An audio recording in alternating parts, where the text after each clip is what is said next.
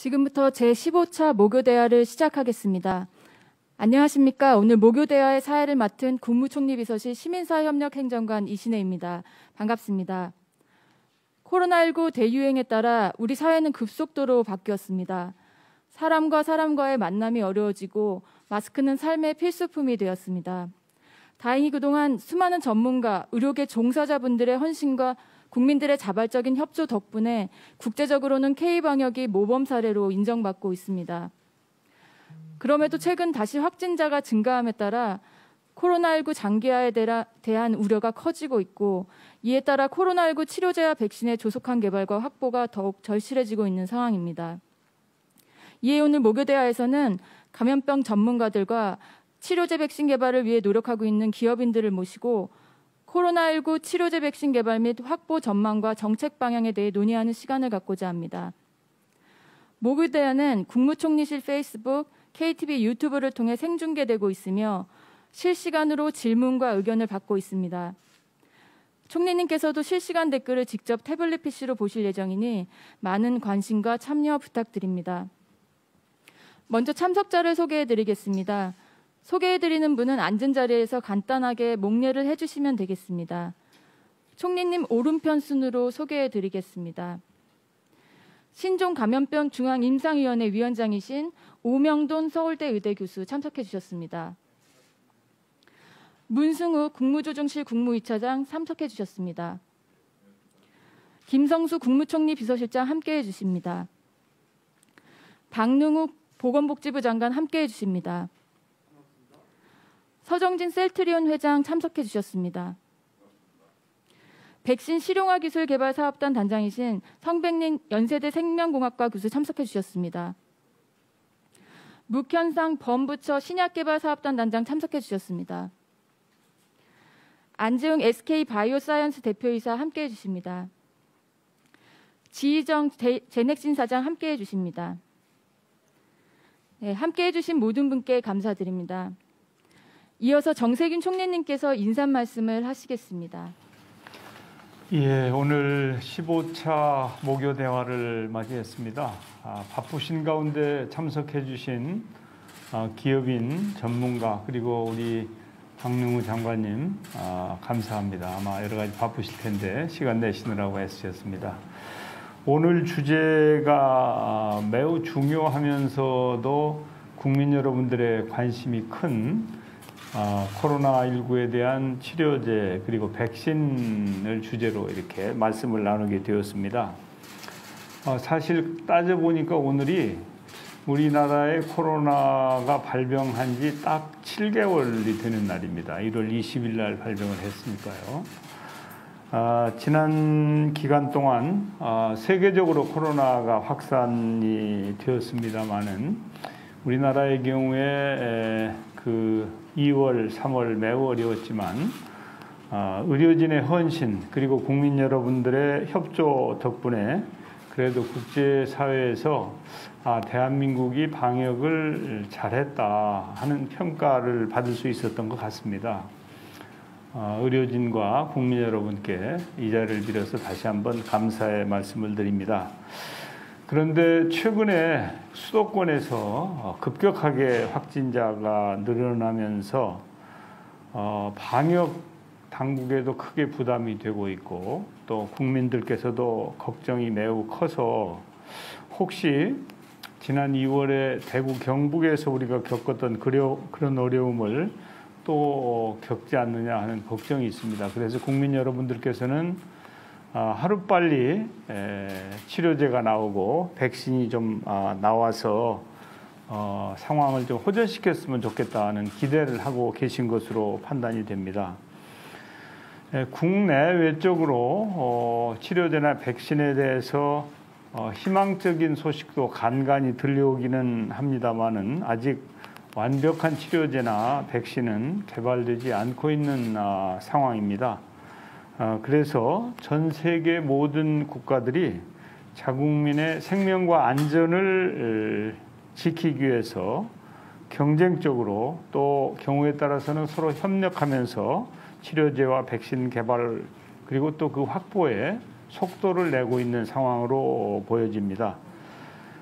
그래서 오늘 우리 목요일 대화에서도 국민적 관심 속에 치료제나 백신 개발 그리고 확보에 매진하고 계신 우리 기업인들, 전문가 그리고 또 보건복지부 장관을 함께 모시게 되었습니다. 국내외 코로나19 치료제 백신 개발 현황과 전망에 대해서 전문가들의 객관적인 의견을 좀 국민 여러분께 전해드리고 싶은 마음으로 오늘 이렇게 자리를 마련했습니다.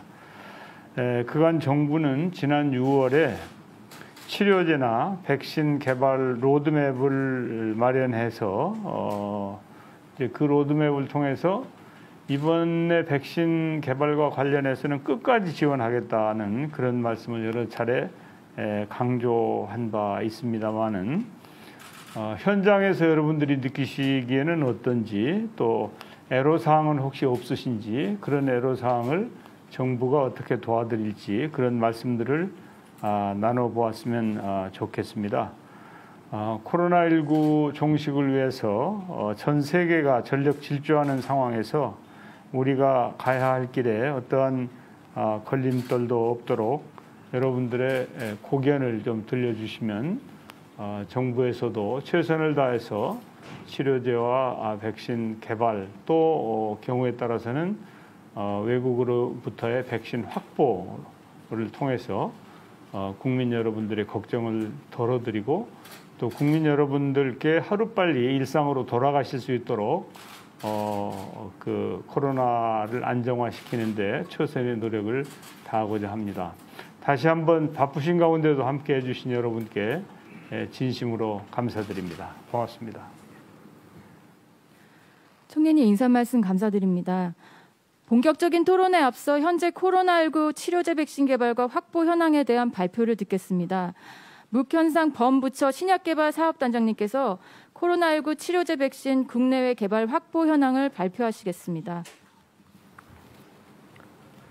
네, 여러분 안녕하십니까? 범부처 신약개발사업단 묵현상 단장입니다. 저희 범부처 신약개발사업단에서는 이번 추경에서 편성된 그래서 보건복지부가 운영하고 있는 이 코로나19 치료제 백신 과제들을 선정하고 R&D 자금을 지원 그리고 개발을 돕는 그런 역할을 저희 사업단에서 맡고 있습니다. 그래서 오늘 아마 제가 이 보고를 드리게 된 듯 합니다. 자, 제일 첫 번째 페이지가 섬뜩한 페이지가 나와 있습니다.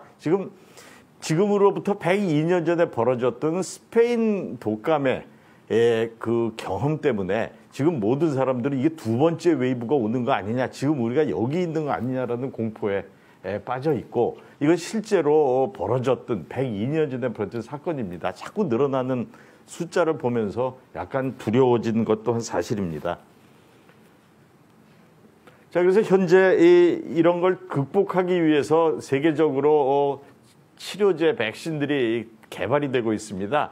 678개의 컴파운드가 현재 개발되고 있고 이 중에 255개가 임상시험에 들어가 있습니다. 그리고 423개가 아직 임상은 안 들어가고 있지만 프리클리니컬 상태, 전임상 상태에서 개발이 되고 있습니다. 전 세계가 여기 매우 매달리고 있다는 뜻이지요.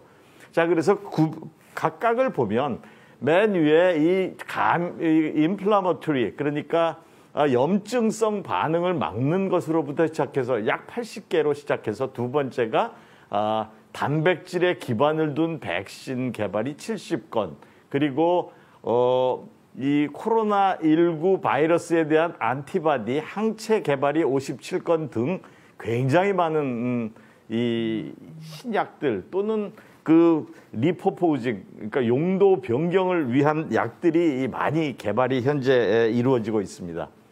그래서 개발 현황을 말씀드리기 전에 이 완전 신약, 그러니까 코로나19를 위한 완전 신약은 이 항바이러스제의 한 반 정도, 그리고 트리트먼트라 하면 대증요법 치료제로서는 뭐 얼마 없고요. 백신은 95%가 전부 신약이 되겠습니다. 그럼 여기에 나오는 리퍼포즈나 리다이렉트라는 것은 기존에 사용되는 약들을 코로나19에 적용하겠다는 부분입니다. 그래서 보시면 이 항바이러스제는 반반 정도 되고요. 백신은 뭐 거의 대부분이 신규로 개발되는 부분이 되겠습니다. 그래서 오늘은 제가 백신과 이 항바이러스제에 포커스를 맞춰서 말씀을 드리겠습니다. 이 치료제 개발 현황인데 크게 보면 네 가지의 큰 형태의 치료제가 있습니다. 항염증 치료제. 아까 전 페이지에서 보시면 맨 위에 있는 게 항염증이고요. 여기 숫자가 써 있는 것은 개발되고 있는 그 물질들의 개수의 이 점유율이 되겠습니다. 항염증 치료제가 제일 많고 그 다음이 항바이러스제고 항체 치료제, 면역 치료제, 혈장 치료제 이 순으로 나가고 있습니다. 이 중에 현재 허가가 된 물질은 긴급 사용 허가를 받은 길리어드의 렘데스비어가 대표적인 용도 변경 그 약물이라 하겠습니다. 항체 치료제는 현재 일라이 릴리와 리제네론이 가장 앞서서 개발을 하고 있고 국내를 살펴보자면 항바이러스제에서는 약물 용도 변경으로 몇몇 회사들이 이 개발을 현재 하고 있고요. 항체 부분에서는 셀츄리온의 항체가 임상 일상 허가를 받고 일상이 국내에서 진행되고 영국과 루마니아에서 진행될 계획으로 있습니다. 면역 치료제, 혈장 치료제. 이 혈장 치료제는 역시 국내에서는 녹십자에서 신약으로 개발을 현재 하고 있습니다. 그래서 우리나라도 전 세계의 트렌드에 발맞춰서 주요한 부분에 있어서는 아주 능력 있는 훌륭한 회사들이 신약을 개발을 하고 있습니다. 그 다음으로 백신 개발 현황에 대해서 말씀을 드리겠습니다. 백신은 크게 네 종류의 플랫폼으로 나누어집니다. 플랫폼이란 말씀은 이 네 가지 종류, 네 가지 형태의 백신이 존재한다는 것인데 원래 가장 전통적으로 오랫동안 쓰여졌던 백신은 불활화 백신, 뭐 생백신, 사백신으로 나눠지는데 불활화 백신으로 통칭되는 백신이 있고 그 다음으로 많이 사용되는 것이 합성 단백질 백신입니다. 이게 두 번째로 많이 사용이 되는 거고 핵산 백신은 최근 들어서 아주 각광을 받고 있는 백신이 되겠습니다. 그리고 바이러스 벡터 백신 이렇게 네 종류의 큰 카테고리로 나눠질 수가 있는데 이 중에 지금 세계적으로 가장 진도가 빨리 나가고 있는 걸 보면 파란색으로 되어 있는 미국의 모더나사 그리고 미국의 파이저와 독일의 바이오엔텍사가 개발하고 있는 이 메신저 RNA 백신이 가장 빨리 나가고 있고 또 하나가 영국의 옥스포드 대학의 제너 연구소에서 개발된 아스트라제네카의 바이러스 벡터 백신이 임상 3상에 들어가서 지금 진행되고 있고 중국에서도 세 개의 칸시노는 아직 임상 2상입니다만은 시노팜과 시노백에서는 이미 임상 3상을 진행을 하고 있습니다. 우리나라에서도 합성 단백질 백신은 SK바이오사이언스가 진행을 하고 있고 G플러스 생명과학, LG화학이 뭐 조금 늦었지만 여기도 내년도에 임상 1, 2상 계획을 가지고 이제 착수하였습니다. 핵산 백신은 제넥신이 DNA 백신으로 개발을 하고 있고요. 임상 1상을 진행하고 있습니다. 진원생명과학 그리고 바이러스 벡터 백신의 몇 개의 회사 그리고 불활화 백신은 우리나라 또는 미국에서는 현재 개발하고 있지 않습니다. 이건 위해 생산 환경의 문제 등등 때문으로 이해하고 있습니다. 그래서 이걸 보시더라도 우리나라도 이 백신 생산에 있어서 스피드는 좀 늦습니다만은 두 손 놓고 있는 것은 아니고 열심히 달려가고 있다는 것을 아실 수가 있다고 생각합니다. 자, 그럼 백신 출시 시기입니다. 항상 논쟁이 되고 있는 백신 출시 시기인데 이게 가다실이라는 인유두종 바이러스 HPV 백신의 그 미국 MSD에서 개발한 이 가다실인데 이 내용을 보시면 이게 가장 최근에 허가받은 물질이라서 예로 들었습니다. 이게 첫 투여부터 걸린 시간을 보면 마지막 접종까지 6개월이 걸렸는데 이때 적용됐던 이 환자의 숫자가 환자가 아니라 그 서브젝트가 이 대상자의 숫자가 32,000명에 6개월에 걸쳐서 하고 모니터링을 4년을 계획을 가지고 갔는데 사실은 첫 투여로부터 이 허가 신청까지 약 3년, 2년 9개월이 걸렸습니다. 굉장히 신속하게 받아서 승인까지 3년 3개월이 걸렸습니다. 이걸 보면 가다실이라는 그 인유두종 바이러스 자궁경부암을 막기 위한 이 바이러스 그 백신의 개발이 이렇게 빨랐음에도 불구하고 약 3년 3개월이 걸렸다는 것을 알 수가 있습니다. 이거에 비추어 볼 때 지금 미국에서 개발되고 있는 많은 백신들, 유럽에서 개발되는 백신들을 이거 얼마나 땡길 수 있을까? 1년 이내에 땡길 수 있을까에 대한 논쟁들이 굉장히 많이 되고 있습니다. 그래서 이게 과연 가능하겠는가 보면 과거에 트래디셔널한 백신의 개발 단계를 보면 이 과정을 다 거쳐서 관리를 하고 뭐 이 안전성을 체크하고 하는데 걸리는 기간이 아무리 빨라도 3년 반, 약 4년이 걸렸는데 지금 현재 이걸 팬데믹 상황 속에서는 오버래핑을 해서 막 서둘러 갑니다. 여기서 시간을 가장 줄일 수 있는 방법은 두 가지인데 하나는 라지 스케일 프로덕션입니다.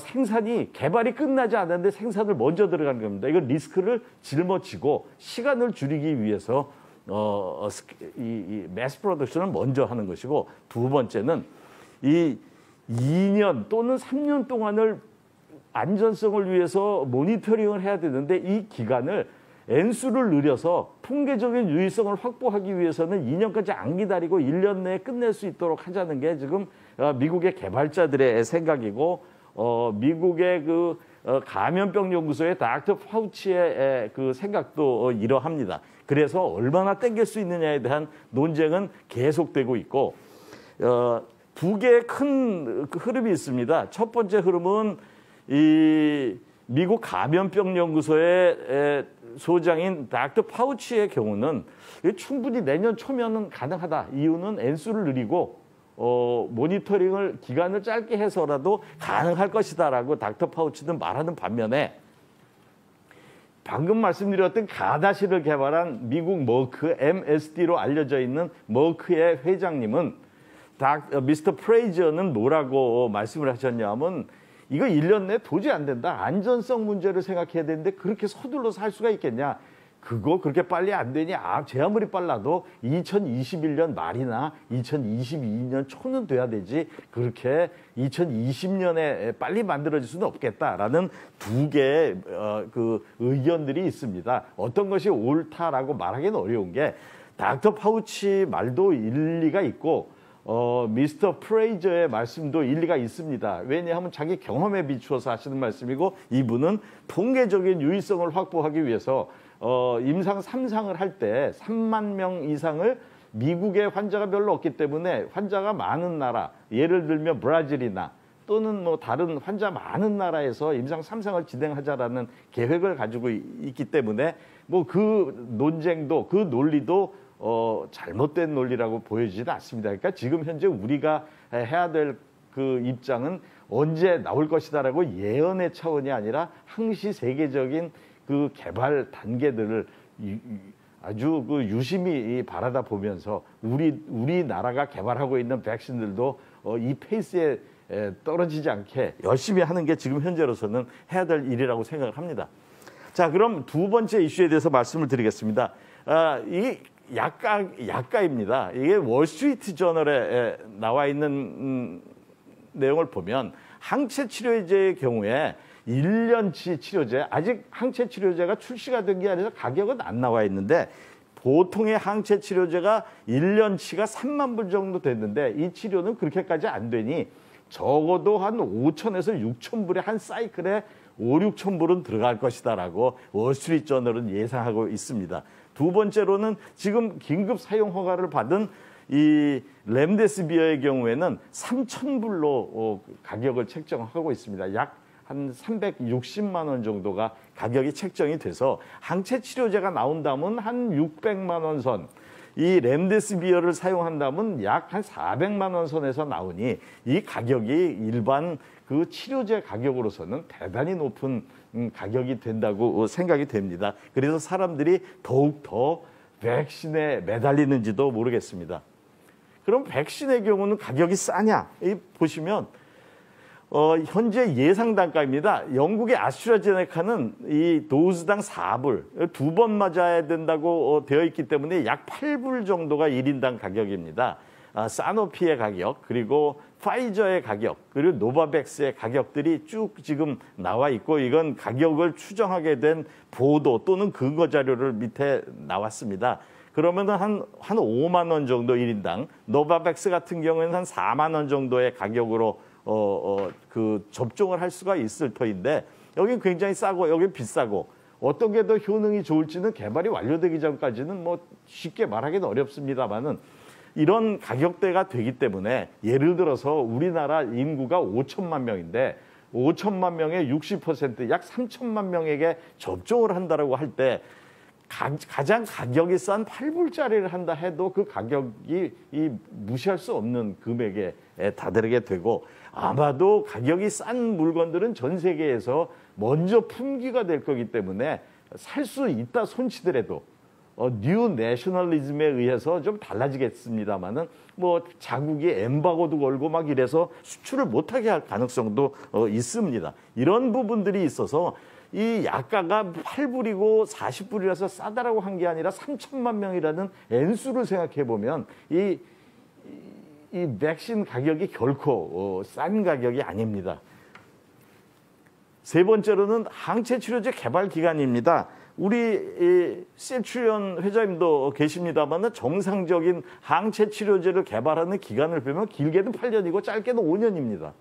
그런데 우리가 지금 막 겹치기 출연을 시켜서 막 다 전부 중첩을 해서 빨리빨리 해가지고 최선의 노력을 기울였을 때 출시까지 약 2년이 걸릴 거라는 게 네이처 바이오테크놀로지의 분석 결과입니다. 이건 아무리 바쁘다고 해도 10명의 어머니가 한 달 만에 아기를 만들 수는 없다는 논리를 대고 있습니다. 그래서 아마도 우리 7월 17일 날 우리 셀트리온이 허가를 받고 임상에 착수를 하게 되면 무지무지 빠른 속도로 초고속 스피드로 달렸을 때 저희 추측에는 한 1년 반에서 2년 정도를 잡는 게 넉넉해서 2022년은 돼야 이 물건이 치료제로서 런칭이 가능하지 않을까라고 보고 있습니다. 대량 생산 준비 기간이 이제 여기도 마찬가지로 리스크를 전부 지고 개발이 완료가 안 됐음에도 불구하고 대량 생산 준비를 하고 상업 생산을 독려하고 할 때의 기간이 되겠습니다. 이거 제가 잘못 눌렀습니다. 자, 그 다음 이슈는 백신의 경우에 생산 설비의 부족이 세계적인 현상입니다. 이 뭐 굉장히 생산이 부족해서 아스트라제네카는 인디아에 있는 시럼 인스티튜트에 이 외주를 준 거죠. 10억 도즈를 외주를 줬고 론자의 모더나는 스위스의 론자의 일을 맡겼고 영국 정부에서는 뭐 그 굉장히 많은 돈을 투자해서 매니팩처링 사이트를 준비하였습니다. 그래서 이제 우리나라에서도 이 생산 설비 부족이라는 것에 포커스를 맞춰서 아스트라제네카 그리고 노바백스에서 개발하는 이 백신을 우리나라에서 생산하는 것으로 지금 LOI를 체결하였습니다. 그래서 이건 이 보건복지부 장관님도 여기 계시고 우리 그 SK 바이오사이언스의 안재용 대표님도 계시고 해서 이런 계약들을 체결해서 우리 자체에서 개발한 것도 물론 있습니다만은 이 해외에서 개발되는 것도 우리나라의 공장, 우리의 퍼실리티에서 매니팩처링이 될 수 있는 이런 기틀이 있고 우리가 만든 거니까 일부는 우리가 쓸 수 있는 이런 그 어레인지먼트들이 되어 있습니다. 그리고 그 다음으로 글로벌 공동 연구 개발입니다. 이제 혼자서 할 수 있는 시대는 아닙니다. 이제 공동으로 연구할 수 있는 부분에 더 노력을 기울여야 되겠다라는 이슈고요. 자, 우리나라 정부에는 투트랙 전략을 쓰고 있습니다. 코로나19의 치료제와 백신이 자체 개발을 우선 추진하고 해외에서 먼저 개발 시에는 신속 확보한다는 두 투트랙 전략으로 지금 접근해 가고 있습니다. 그래서 여기 보시는 것처럼 해외 개발된 백신들의 경우는 우리가 생산을 하는 협력 의향서 2건을 체결하였고 이런 것들은 앞으로도 계속해서 많은 회사들과 우리가 공동 연구하고 국내 생산 백신 기술 개발 참여를 하는 그 협상들이 계속 진행이 현재 되고 있습니다. 그리고 이거를 넘어서서 세계적인 흐름이 있습니다. 이 세피와 가비 그리고 WHO에서 코백스라는 걸 만들어서 이게 지금 각계격파 각자 도생으로 가니까 너무 이 선진국들만 가능하기 때문에 이 코백스에서 일괄 구매를 통해서 전 인구의 20% 내지 30%를 커버할 수 있는 물량을 각국에 나눠주자라는 그런 움직임이, 그런 모임이 코백스 퍼실리티입니다. 우리나라도 코백스의 아주 주요한 멤버로 참여를 하여서 지금 아주 활발하게 활동을 하고 있습니다. 이 밑에 나오는 사진 두 개가 이 코백스 퍼실리티와 관련된 화상회의를 진행하는 그 내용입니다. 그래서 외교부, 식약처, 보건복지부 3개 부처의 핵심 멤버들이 계속 국제회의를 통해서 이 백신 확보에 매진하고 있습니다. 그리고 끝으로 이건 외국에서 우리가 가져오는 건데 이제 가져올 때도 되지만 리딩 코리아 관점에서 우리가 치료제 백신을 좀 나눠줘야 되는 거 아니냐라는 그 측면에서 건의를 드립니다. 동남아시아 국가들과 공동 임상시험을 추진해야 된다고 봅니다. 왜냐하면 우리나라가 임상시험을 할 수 있는 환자가 부족한 문제가 많고 또 하나는 이런 동남아시아 국가들은 약이나 백신이 필요하고 그래서 같이 공동 임상을 추진하면 향후에 성공시에 동남아시아, 아프리카, 중동 국가들과 나눔을 통해서 우리 K방역으로 올려준 우리의 명성을 이 코리안 치료제 또는 코리안 백신을 펼칠 수 있는 또 하나의 기회가 되리라고 생각을 합니다. 그래서 이 부분은 정부에서 많이 신경을 써 주셨으면 좋겠고 그중에 특히 C3 버드 프로젝트라는 게 이미 시작이 돼서 한 3년 전에 동남아시아에 베트남, 라오스, 캄보디아, 타일랜드 그리고 우리나라가 모여서 감염병에 대한 연구를 같이 하고 치료를 같이 하는 이런 것을 이미 만들어서 뭐 큰 돈은 아닙니다만은 연간 약 20억 정도의 비용이 투자돼서 C3 버드 프로젝트가 진행이 되고 있었습니다. 이런 부분들을 이번 코로나를 통해서 좀 더 확대 발전시켜서 같이 일을 한다면 이게 뭐 인류를 구하는 길이기도 하고 국격을 높이는 길이기도 하고 뭐 굉장히 많은 좋은 일이 있으리라 믿습니다. 자, 우리가 지금 굉장히 어려운 중에 있습니다만은 우리나라는 비교적 안전한 상태라고 생각은 됩니다. 그러나 생각은 글로벌하게 하고 우리가 로컬리 액트를 해야 되는 그런 시점에 있다고 보겠습니다. 자, 짧지만 뭐 중요한 메시지가 있었는지 모르겠습니다. 감사합니다. 문칸성 단장님 발표 감사드립니다. 지금부터 본격적으로 자유토론을 시작하겠습니다. 토론은 총리님께서 주재를 해주시겠습니다. 예, 발표를 잘 해주셔서 전문성이 없는 저도 그렇고 또 아마 국민 여러분들께서도 이게 치료제 백신이 국제적으로는 이렇게 돌아가고 우리는 이렇게 대응하고 있구나 하고 감을 좀 잡으셨을 것 같습니다. 자료 준비하시고 발표해 주셔서 감사드리고요. 그러면 조금 더 이제 전문가들을 모시고 기업인들도 모셨으니까 그 치료제나 백신과 관련해서 조금 더 이 시청자들이 알아들으실 수 있도록 말씀들을 들어봤으면 좋겠는데요. 먼저 우리 오명돈 교수님께서 그 현재 코로나19 환자의 그 정도, 그러니까 경증이냐 중등이냐 또 중한 환자냐에 따라서 그 최선의 치료법이 어떤 것이 있는지 좀 말씀을 해주시면 좋을 것 같습니다. 네,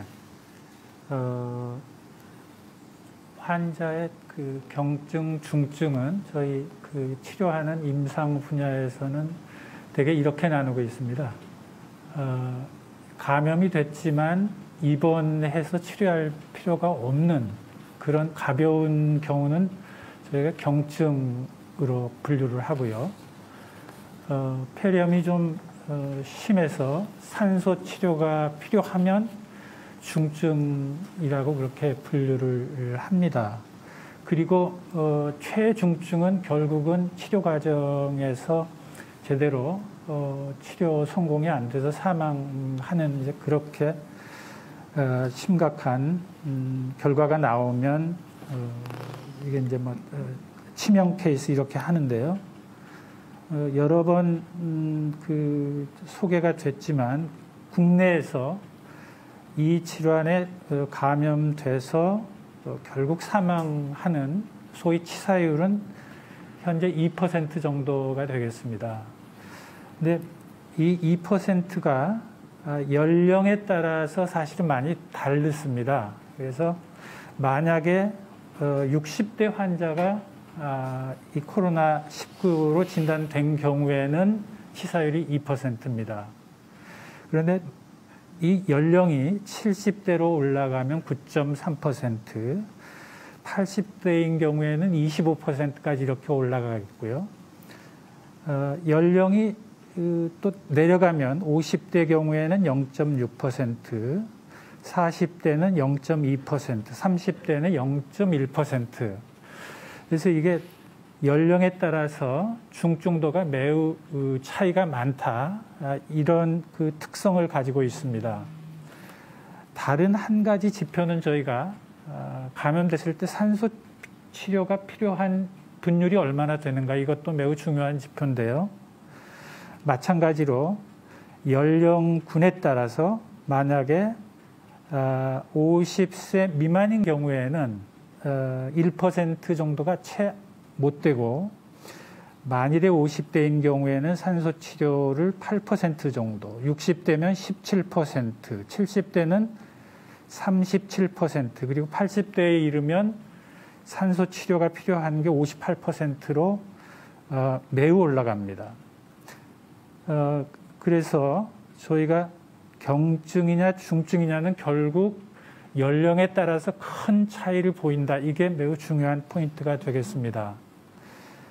두 번째는 앞서 발표에서 치료제 상황을 설명드렸습니다마는 아직 치료제가 모든 환자한테 투여할 수 있는 그런 단계까지 와 있지 않기 때문에 많은 분들이 걱정을 하시는 것 같습니다. 감염돼가지고 치료를 제대로 받지 못하면 어떠냐, 이런 걱정이 많으신 것 같습니다.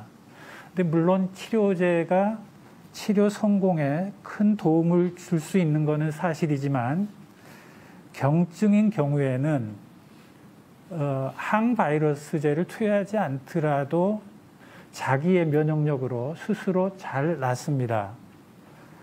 그 다음에 중환자가 돼서 산소 치료가 필요하고 또 산소 치료만 가지고 안 되는 경우에 결국은 인공호흡기 치료가 필요하게 되는데, 이런 치료가 어떻게 보면 항바이러스 치료보다 더 생명을 구하는 데 중요한 치료라는 것을 말씀드리고 싶습니다. 최종적으로는 환자의 자기 면역력이 작동하기 시작해서 자기 면역력이 바이러스를 극복하고 건강을 회복할 수 있게 돼야 되는데, 일부 환자에서는 바이러스 증식 속도와 염증 진행이 면역 작동이 시작되는 시간보다 더 빨라져서 미처 자기 스스로 이걸 극복하지 못하는 상황이 벌어지게 되는데, 그때 우리가 필요한 것이 중환자 치료가 되겠고, 중환자 치료를 잘해서 2주 정도를 버티면 환자들이 드디어 자기 스스로의 면역력에 의해서 살게 됩니다. 그래서 사실은 많은 분들이 치료제가 없어서 내가 감염되면 어떡하나 이런 걱정을 많이 하시는데, 항바이러스제 치료도 중요하지만 이런 지금 현재 의료기관에서 하고 있는 입원 치료, 산소 치료, 중환자실 치료, 이런 것들이 매우 중요하다는 말씀을 먼저 드리고 싶습니다. 예, 교수님 말씀을 들으면 아마 이 코로나19에 대한 특성이라고 할까 그런 게 이해가 잘 될 것 같습니다. 그 나이에 따라서 이렇게 차별을 하는 병이 별로 많지 않은 것 같은데 코로나19가 특별한 것 같은데요. 우리 성백린 교수님, 그 전 세계적으로 이제 코로나 치료제나 백신 개발과 확보에 최선의 노력을 경주하고 있는데 현재 주요국과 해외 기업의 상황에 대해서 다시 한번 좀 말씀해 주시면 어떨까요? 네. 일반적인 감염 상황에서는 백신 개발은 우선적으로 효능이 있어야 되겠고 또한 안전한 그 안전성과 효능 이 두 가지를 포함을 해서 개발이 됩니다. 그러나 이 코로나19의 확산이라고 하는 전 세계적인 확산이 백신 개발 패러다임을 지금 확 바꾸고 있습니다. 확산 속도가 너무 빠르다 보니까 백신을 개발을 해서 신속하게 공급해야 된다는 소위 신속성이라는 이슈가 크게 불거진 상황이 되었습니다. 따라서 신속하게 생산할 뿐만 아니라 각국의 식약처와 같은 이런 기관에서 신속한 인허가를 해줘야 되는 이와 같은 행정적인 커다란 부담도 안게 되었습니다. 따라서 이런 모든 것들을 까다로운 인허가 기준을 조기에 충족하기 위해서 가능하면은 안전한 백신 생산 기술을 사용하는 것으로 그것이 중점적으로 전 세계적으로 개발이 되어지고 있습니다. 그래서 지금 현재 여러 나라가 각축을 하고 있는데 임상에 진입되어 있는 후보 물질이 약 30여 종으로 되어 있습니다. 이 중에 가장 앞서 나가고 있는 이런 백신으로 본다면은 아까 우리 묵현상 단장님께서 잘 말씀해 주셨지만은 영국 옥스퍼드 대학 제너 연구소에서 개발된 이 백신이 지금 아스트라제네카라는 회사와 같이 독점 공급 계약을 체결을 해서 임상 3상에 진입을 해서 지금 굉장히 앞서 나아가고 있습니다. 여기에 뒤지지 않게 미국의 모더나사가 새로운 신기술인 그 mRNA 백신과 같은 기술을 통해서 또는 독일의 바이오엔텍, 화이자 제약사 등이 이와 같은 새로운 신기술을 통해서 백신을 개발을 하고 있습니다. 아울러 아까도 말씀이 나왔지만은 굉장히 전통적인 기술을 통해서 중국이 사이노백사와 같은 회사들이 소위 사백신의 플랫폼을 가지고서 개발을 하고 있습니다. 아무래도 이 사백신과 같은 이런 것은 감염성이 굉장히 높은 이 바이러스를 직접 생산 라인에서 취급을 해야 된다는 엄청난 부담감이 있기 때문에 이것은 선진국에서는 사용하기가 쉽지 않은 기술임에도 불구하고 중국은 이런 기술들을 같이 진행을 하고 있습니다. 각각의 그 백신을 개발하는 플랫폼이 효능이 틀리고요. 그리고 나름대로의 안전성 이슈가 조금씩 틀리고 그리고 얼마만큼 신속하게 개발될 수 있냐 신속성 이슈도 약간씩 다르긴 하지만은 지금 어느 기술을 먼저 앞세워서 해야 된다라는 이와 같은 논의하기에는 너무나 급박한 상황이기 때문에 현재 선진국에서는 이와 같은 다양한 플랫폼을 동시에 진행하자. 그리고서 누가 우승자가 될지는 그때 나중에 결정하자. 해서 이와 같은 플랫폼들이 진행이 되고 있고 아마도 종국에는 임상 단계에서의 성공 가능성을 배가하기 위해서 여러 개의 백신들이 아마 동시에 출시가 돼서 전 세계적으로 보급이 되지 않을까 이렇게 생각을 하고 있습니다. 우리나라도 뒤지지 않게 지금 현재 6월 달에 2개의 백신이 지금 현재 임상 단계에 한국에서 식약처 허가를 받았고요.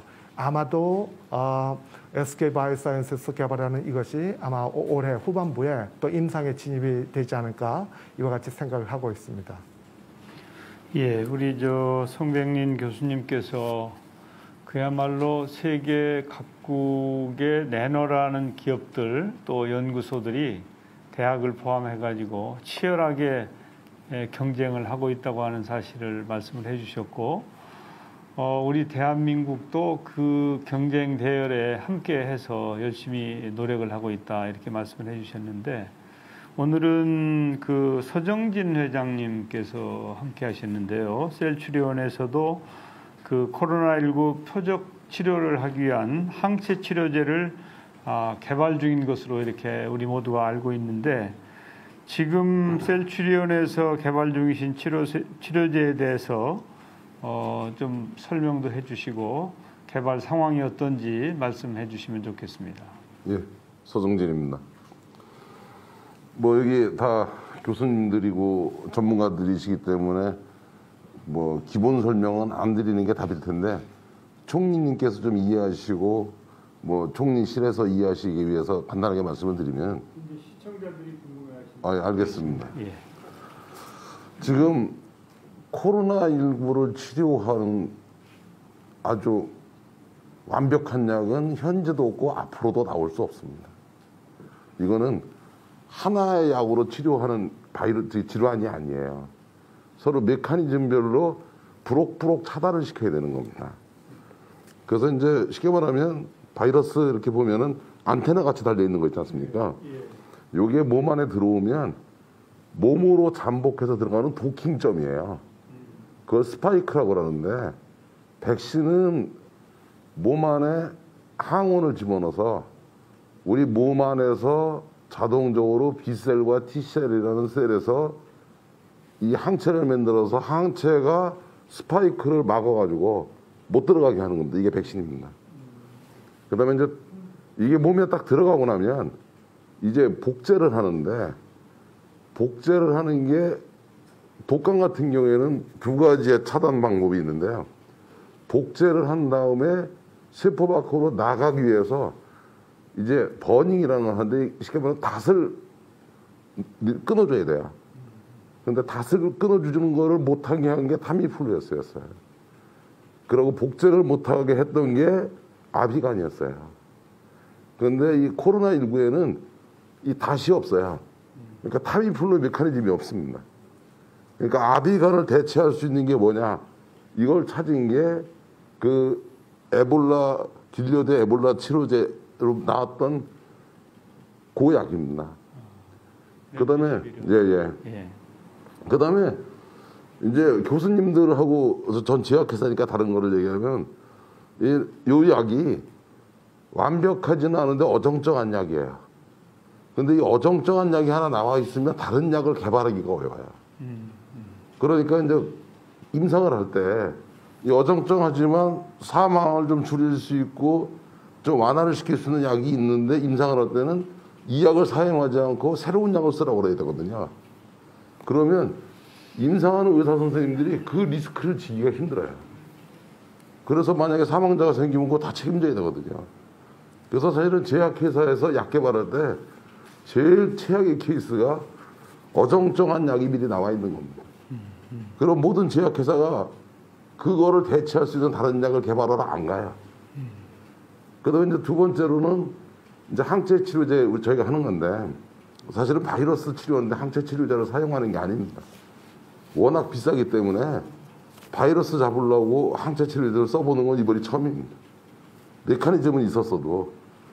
그런데 그 항체 치료제는 면역력에서 없는 상태에서 항체를 대량으로 주입하기 때문에 일단 바이러스가 들어가는 스파이크를 막아줘요. 그래서 이거는 효능이 뭐냐 그러면요. 약을 치고 나가지고 바이러스 타이터가 얼마나 되느냐를 재보면 됩니다. 그런데 이 지금까지 나왔던 모든 약들이 다 뭐냐면 바이러스를 못 들어가게 하고 번식을 막고 그래서 바이러스 양을 줄이는 약이지 이 사람이 폐렴을 완화시키고 이런 약 아닙니다. 그러니까 결론적으로 이제 그렇게 하면서 장기들이 지금 손상되어 있는 것들은 기존의 대중치료제로 지금 하고 있는 겁니다. 실제.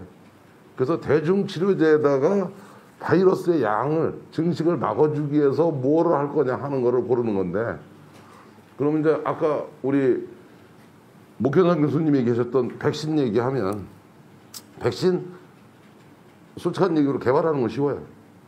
개발하는 게 어려운 거 아닙니다. 거기 첨단 기술이라는데 뭐 별로 첨단 기술일 것도 없어요. 그 웬만한 대학에서 거의 다 합니다. 중요한 건 임상이에요. 근데 환자가 없는 나라에서 무슨 임상을 해요. 그 다음에 이제 후진국에서 임상 얘기를 하셨는데 후진국 임상은 퀄리티가 나오지는 않아요. 그러니까 안정성을 보고 이렇게 해야 되는데 이게 백신에 대한 부작용인지 생활의 리듬을 불규칙해서 생긴 부작용인지 이걸 구분을 못해요. 그래서 후진국에서 임상하면 싼데 퀄리티 때문에 후진국 임상들을 제약회사가 꺼리는 겁니다.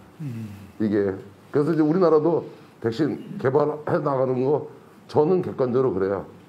우리나라에서 개발하는 거 장기적으로 해야죠. 그런데 시간을 가지고 해야 되거든요. 그다음에 이제 다른 데서 후다닥 했다. 근데 재미난 거는 생산 기지가 한국에 있다는 거예요. 여기 단백질 백신이라고 그러는 거는 저희하고 삼성바이오로직스가 전 세계 캐파의 15%를 가지고 있거든요. 그러니까 무조건 저희한테 와야 됩니다. 지네가 만들 캐파가 없어요. 그러면 자국용 확보하는 거는 우리가 계약하기 나름이겠죠. 그다음에 아데노 바이러스 같은 거 가지고 했던 거 전부 SK로 갔을 거고. 사실 이 두 개밖에 없거든요. 그런데 지금 SK가 가지고 있는 생산 인프라를 가지고 있는 거는 지금 종내 방식이 아니라 세포 배양 백신 방식이라 몇 개 없어요, 전 세계에. 그러니까 우리도 하지만 남들이 해놓은 것도 필요할 때는 우리한테 다 오게 돼 있어요. 그래서 이제 그거를 기업들이 최소한의 애국심은 다 가지고 있으니까 자국 확보용으로 해가면서 계약들을 할 겁니다. SK도 그렇게 하지 않나요? 거기 아직 사인을 안 했어도 그렇게 했을 거 아닙니까? 그 다음에 이제 두 번째로 항바이러스제. 에볼라 거 우리가 수입해서 쓰면 됩니다. 그거. 그 다음에 지금 하는 데는 많은데 그보다 더 좋은 약 나올 확률이 있냐? 제가 보기에 없어요. 실제. 당분간 나오지 않습니다. 그 다음에 이제 항체 치료제 저희가 임상 개시했는데 요거 저희가 하는데 경증 환자 한 1000명 해야 되고요. 그 다음에 중증 환자 한 700명 해야 되는데 예산은 한 1500억 들어갑니다. 근데 저희는 지금 한국에서 하고 유럽과 동유럽에서만 하려고 합니다. 왜냐면 퀄리티를 보장할 수 있는 나라에서 해야 되거든요. 그런데 일단 한국에서는 임상을 개시한다는 얘기는 한국 환자한테는 인젝션할 약을 가지고 있다는 얘기입니다. 그리고 아까 우리 오 교수님께서 말씀하셨듯이 경증 환자 놔줘도 되고 안 놔줘도 돼요. 근데 놔주면 치료 기간을 짧게 해요. 그래서 바이러스 양을 줄이니까요. 그래서 중증 환자 아무래도 더 심해지는 걸 막아주겠죠. 근데 이미 중증까지 갔을 때는 치료제라고 하는 것에 기대기가 힘듭니다. 이건 중증으로 왔다는 얘기는 장기가 망가졌다는 얘기인 거거든요. 그럼 장기가 망가진 거는 바이러스 양과 상관없어요. 이미 망가진 거기 때문에. 그러면 이제 장기가 재생돼야 되는데 이거는 시간이 필요한데 그게 그 사람의 혈액순환이 잘 되느냐고 관련이 있는 거예요. 그래서 모세혈관이 잘 발달돼야지 이게 회복이 되는 거니까. 그래서 사실 어떻게 보면 우리나라의 의학 시스템 정도면 다른 나라가 하는 거 정도의 수준을 다 하고 있는 나라거든요. 그래서 코로나19에 대해서 현재까지도 잘 대처했지만 약의 개발이라고 하는 것도 중요한 인프라를 우리가 가지고 있다. 이렇게 생각을 하고요. 그 다음에 이제 저희는 지금 어디까지 가고 있냐면 이거 하려고 그러면 제일 먼저 이게 안전하고 효능이 있느냐를 보기 위해서 페렛에서 한번 했고요. 페렛이 쪽제비인데요. 왜 쪽제비에서 하는 거냐면 동물 중에 재채기를 하는 동물이 쪽제비밖에 없습니다. 그래서 호흡기 쪽을 볼 때는 기관지 쪽을 볼 때는 이 페렛을 꼭 가지고 해야 돼요. 그리고 다행스럽게 페렛을 가지고 임상을 제일 잘하는 교수가 충북대에 있어요. 그래서 페렛 했고 그 다음에 햄스터 했고 멍키를 한국에서 했고 지금 네덜란드에서 또 하고 있어요. 그리고 마우스 하고 이러면 이제 애니멀 거칠 거 다 거친 거예요. 그리고 일상으로 충남대에서 건강한 사람한테 인젝션 다 끝났고요. 그 다음에 이제 환자 임상을 영국하고 네덜란드하고 그리고 유럽의 8개국하고 협의하고 있습니다. 한국에서도 할 거고. 그래서 저희가 1차로 그 일상은 되게 8월 말이면 끝나고요. 그 다음에 2상까지 들어가는 것이 연말이면 끝납니다. 그러면 연말에 2상 결과를 가지고 긴급 사용 승인 여부를 규제기관하고 협의를 하면 할 겁니다. 그리고 3상까지 끝나는 게 내년 4월이나 5월까지 끝납니다. 그래서 3상까지 다 한 걸 가지고선 하려고 그러면 한 7월쯤 될 겁니다. 그래서 제가 어디 외부에서 얘기할 때 상반기 말이면 되게 개발이 완료된다고 하는 거예요. 그러면 이제 9월 달부터 우리가 생산을 시작해요. 아까 우리 목 교수님도 생산의 시간을 줄여야 된다 그러는데 제가 줄이려고 하는 게 아니라요. 허가를 받으려면 미리 생산을 해놔야지 허가를 받을 수 있어요. 허가 서류에 생산, 배치에 베리데이션 리포트가 들어가야 돼요. 근데 생산 안 하고 인상 많은 데는 그건 허가 받을 생각이 없는 회사가 하는 겁니다. 그거는. 그러니까 사실 어떻게 보면은 선생산을 다 하죠. 그래서 저희가 9월 달부터 선생산하는데 선생산하는 양이 우리나라 국민들이 생기시는 환자 정도는 다 치료할 양만큼은 다 9월서부터 12월 안에 다 만들어집니다.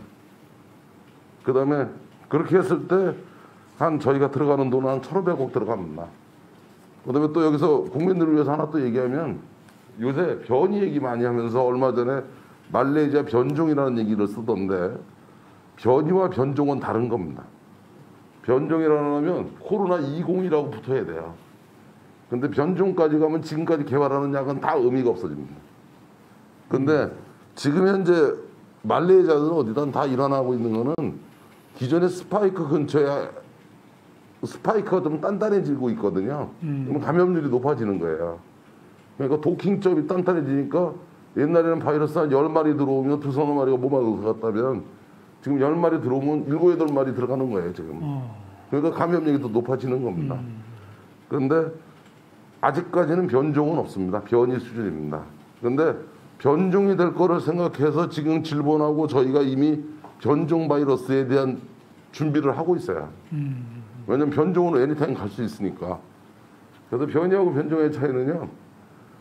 바이러스 보면 꼭지점이 자세히 보시면요. 꼭지점이 송이버섯 같이 생겼어요. 근데 송이버섯 대가리 부위, 요 부위는 변이가 일어나요. 근데 줄기 부위는 변이가 원래 안 일어납니다. 그래서 여기에 맞는 걸 다시 개발해요, 지금. 그래서 한 6개월 뒤따라가는데 그까지 하면 3,000억 들어갑니다. 그 다음에 저희 회사도 외국에서 자기네 임상 비용 받으라는 권유 많이 받았어요. 그런데 안 한 이유가 그러면 지네 나라한테 먼저 공급해야 되거든요. 그랬더니 저한테 다 물어보는 게 한국 정부한테 얼마 받았냐고 물어보더라고요. 그래서 5억 받았다고 그랬더니 뭐라고 그러길래 야 내가 5억을 받고 하든 100억을 받고 하든 내 돈으로 내가 하겠다는데 그래서 사실은 우리나라 기업들은 다른 나라에 이렇게 결속될 수 있는 그런 지원금 거의 안 받았어요. 그 다음에 이제 저희 회사만 해도 자체 자금으로 얼마든지 신약 개발할 수 있습니다. 그런데 정부에서도 그런 예산이 확보됐다고 치면 대기업을 주지 마시고요. 중소기업을 주세요. 대기업 그 개발비 없어도 얼마든지 개발합니다. 그 다음에 이제 가격 얘기하셨는데 이거 한국에는 원가로 제공할 겁니다. 그 다음에 외국에는 다른 경쟁사보다 싸게 할 겁니다. 근데 그렇게 많이 남길 생각 없었는데 하도 경쟁사가 비싸게 불러가지고 꽤 많이 남을 것 같아요. 이게. 근데 한국에는 원가로 할 건데. 근데 이게 이제 국민들이 보고 있으니까 저는 제약회사는 제약을 가지고 돈을 벌으면 안 된다고 생각해요. 그거는 기여를 하는 거지 돈 버는 찬스로 쓰는 거 아니에요. 그리고 또 코로나19 때문에 바이오 기업들 막 주가 올라가던데 내가 보기에 코로나19 때문에 주가 올라갈 만한 밸류가 올라갈 수 있는 기업 별로 없어요. 그것도 다 보면 투기예요. 그것도 일종의. 그래서 사실 코로나19는 일시적인 현상일 거지 이게 그 기업의 인프라에 영향을 줄 만한 일이 아니라고 생각해요. 그래서 길게 말씀드렸는데 요약해서 말씀드리겠습니다. 올 연말까지 한국의 환자 최대한으로 임상 환자에 적용시키겠습니다.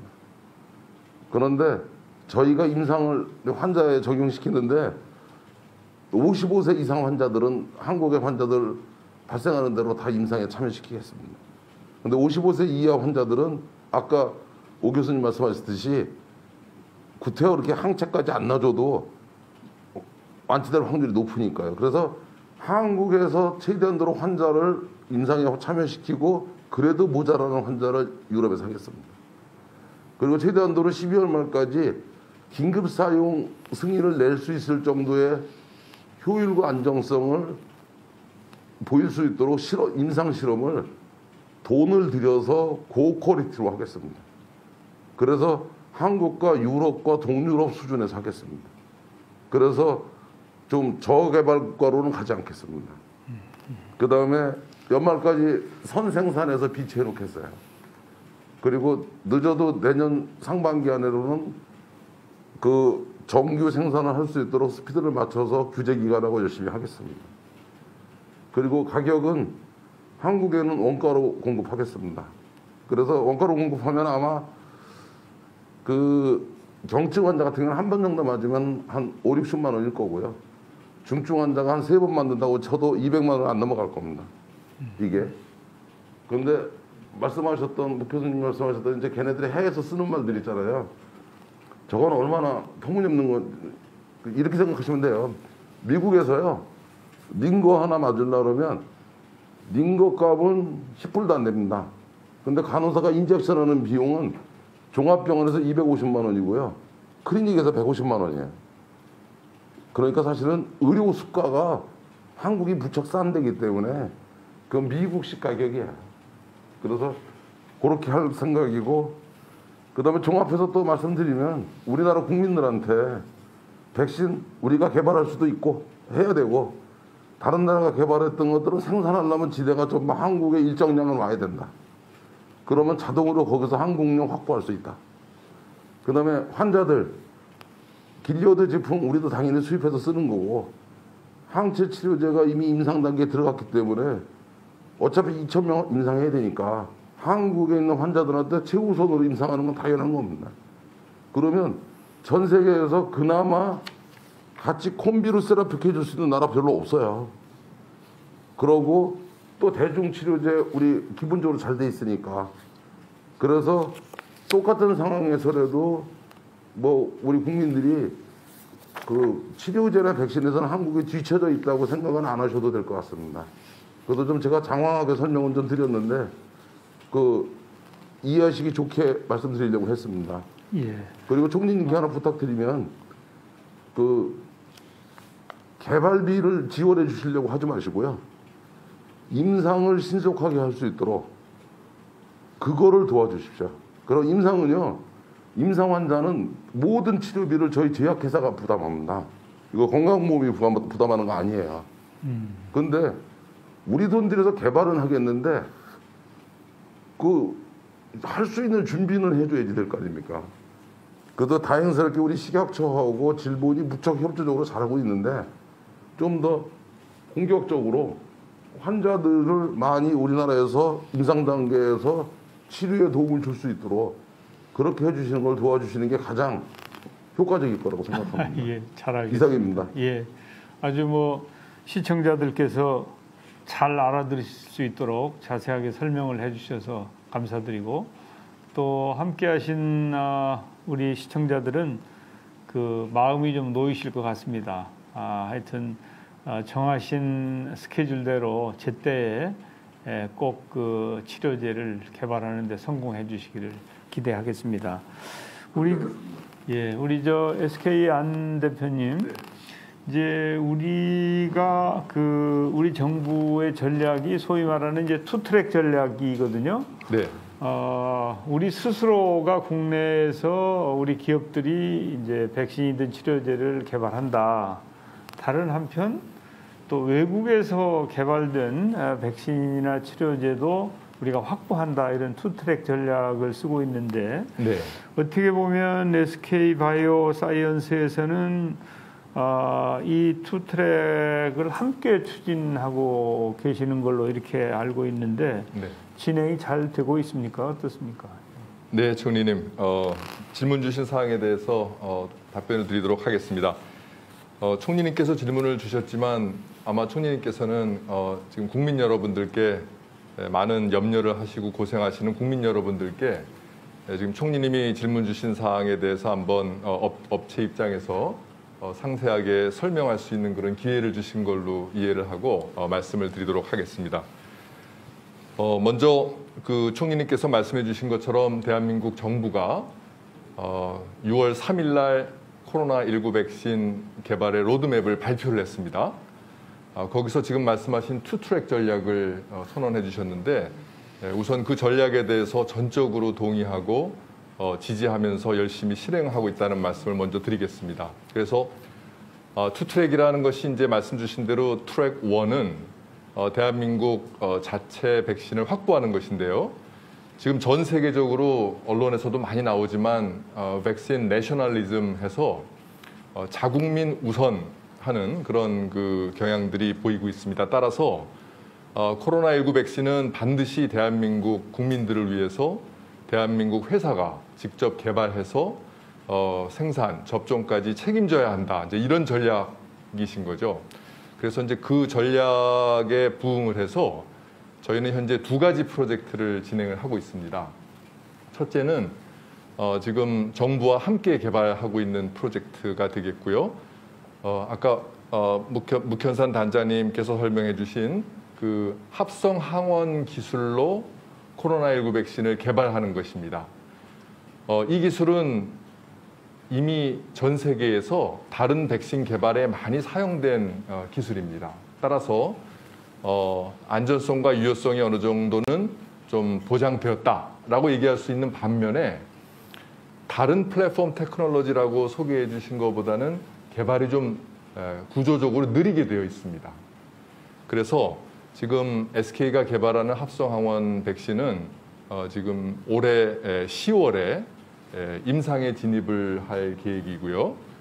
그리고 내년 4월에 임상 3상에 진입을 할 예정입니다. 다만 그 이제 임상 3상이 그러면 언제 끝나서 언제 허가 받을 것이냐를 국민 여러분들께서 많이 궁금해 하시는데요. 지금 임상 3상은 몇 가지 좀 큰 변수들이 있습니다. 지금 서정진 회장님께서도 많이 말씀을 해주셨지만 임상을 어디에서 할 것이냐. 지금 대한민국과 해외 또 저개발 국가의 장단점을 말씀을 해주셨고요. 또 대한민국의 이 코로나 환자 수가 얼마나 많을 것이냐. 그러니까 아이러니하게도 저희가 방역이 지금은 조금 이제 또 고비의 시기가 왔습니다만 방역이 잘 된 상황에서는 확진자가 많이 발생하지 않아서 임상을 하기에는 안 좋은 환경인 것입니다. 그래서 그리고 이제 서브젝트 대상자를 몇 명으로 할 것이냐에 따라서 기간과 비용이 굉장히 많이 차이가 나기 때문에 언제까지 허가를 받겠습니다라는 이렇게 날짜를 말씀드리기가 좀 굉장히 어렵지만 식약처 등 관련 당국과 긴밀히 협의를 해서 최대한 빨리 유효성과 안전성이 확보된 백신의 허가를 내겠습니다. 일단 이렇게 말씀을 드리도록 하겠습니다. 그리고 트랙 1에서 2번째 프로젝트는 빌 게이츠 파운데이션과 함께 파트너십으로 코로나19 백신을 개발하는 것입니다. 빌 게이츠 파운데이션하고 SK하고는 이미 2가지 프로젝트를 하고 있는데요. 장티푸스 백신하고 소아장염 프로젝트 백신을 하고 있었습니다. 거기서 SK가 비교적 나쁘지 않은 성과를 거두고 있었기 때문에 이번에 코로나 사태가 터졌을 때 빌 앤 멀린다 게이츠 파운데이션에서 먼저 저희에게 이 코로나 백신의 공동 개발을 제안을 해주셨었습니다. 그래서 기본적으로는 그 코로나 백신 개발에 들어가는 기본적인 요소들, 유전자 재조합을 한 항원이라든지 또 에주번트 같은 것들은 빌 게이츠 파운데이션이 또 전 세계에서 확보된 다른 파트너들 거를 저희에게 제공을 해줍니다. 그럼 저희들은 그거를 받아서 저희가 공정 개발을 하고 이제 연구를 하는 그런 프로젝트가 되겠습니다. 그래서 현재 그 빌 게이츠 파운데이션하고 계약에 의해서 아주 디테일한 상황에 대해서는 그 공식적으로 말씀드리기가 어려운 점을 좀 널리 양해해 주시고, 그렇지만 이 프로젝트는 빠르면은 올해 말에 임상에 진입할 수 있을 것으로 그렇게 예상을 하고 있습니다. 지금 이 상황까지 말씀드린 것이 이제 그 트랙 1 자체 백신 개발하는 2가지를 간단히 현황을 좀 보고 드렸고요. 트랙 2에 대해서 보고 드리도록 하겠습니다. 트랙 2는 그 먼저 개발된 또는 개발될 가능성이 있는 그 외국의 백신을 빨리 수입해서 국민들에게 접종하는 전략으로 말씀을 주셨는데요. SK는 현재 2가지 프로젝트를 진행하고 있습니다. 첫째는 아스트라제네카의 바이럴 벡터 코로나19 백신을 SK의 경상북도 안동 공장에서 CMO 위탁 생산 계약을 하는 것이 하나고요. 또 하나는 미국의 메릴랜드에 소재하고 있는 노바박스의 합성항원 기술입니다. 합성항원 나노파티클 기술의 백신을 이것은 CDMO 아스트라와 다른 것은 이제 D가 들어가서 이제 디벨로프먼트가 이제 추가가 됐습니다. 그 얘기는 뭐냐면 아스트라는 이미 확립된 기술을 저희한테 보내주면 그걸 가지고 저희가 받아서 생산을 하면 되는 것인데 노바박스는 완성된 기술이 아니고 완성 중에 있는 기술을 저희한테 보내주면 저희가 개발을 해서 디벨로프먼트를 해서 매니팩처링까지 하는 한 단계가 추가된 그런 단계라고 보시면 될 것 같습니다. 그래서 저희는 SK가 트랙 2를 잘하기 위해서는 SK가 위탁 생산 계약을 하는 것 자체가 중요한 것이 아니고 여기 대한민국에서 생산하는 백신이 대한민국 국민들을 위해서 일정 부분 틀림없이 기여를 해야 되기 때문에 지금 이 자리에 참석해 주신 박능우 장관님과 함께 그리고 그 상대방 파트너사 그리고 SK 이렇게 3자가 글로벌 공동 협력 백신 공급에 관한 협력 의향서를 각각 그렇게 체결한 바가 있습니다. 그리고 이제 추가적으로 하나 말씀을 드리면 이제 세피라고 하는 기관이 요즘 언론에 많이 나오는데요. 2017년에 다보스 포럼 직후에 전 세계 감염병을 대처하기 위한 이제 국제 기구로서 설립된 기구가 세피고 지금 코로나19 백신의 전 세계 연구 지원을 위해서 막대한 활동을 하고 있는데 세피하고 SK하고도 별도의 콜래보레이션 계약을 체결했습니다. 그것은 세피는 백신을 개발하는 곳입니다. 직접 개발은 안 하고 좋은 파트너들에게 펀드레이징 또는 네트워킹을 해서 개발하는 것을 엄밀히 지원해주는 이제 기관인데 결국은 생산이 중요하기 때문에 세피는 그 SK의 경상북도 안동에 있는 공장에 일정 그 캐파시티를 리저브하는 계약을 체결했습니다. 즉 SK 설비 중에 일정 부분은 세피가 먼저 계약을 해서 예를 들면 예약을 하는 것입니다. 그래서 저희는 그 세피가 그걸 통해서 또 매니팩처링을 하게 되는 제품을 아까 묵 단장님이 설명하신 코백스 퍼실리티에 또 공급하는 용도이기 때문에 저희는 취지도 좋고 해서 또 그런 세피와의 커패시티 리저베이션 계약도 별도로 체결이 돼 있는 그런 상태입니다. 지금 트랙 1과 트랙 2의 상황을 이제 소상히 말씀을 드렸는데요. 그 한 가지 좀 중간 이제 코로나19 백신 개발과 생산을 위해서 정신없이 달려왔는데 잠깐 좀 드는 생각이 한 가지 좀 말씀드리고 싶은데요. 처음에는 이 코로나 백신을 누가 먼저 빨리 개발하느냐가 가장 많이 받는 질문이었었습니다. SK는 언제 나옵니까? 이런 질문을 많이 들었는데 지금 저는 아까 송백린 교수님께서도 전 세계의 트렌드, 백신 개발 트렌드를 말씀해 주셨지만 그룹이 두 개로 나뉘는 것 같습니다.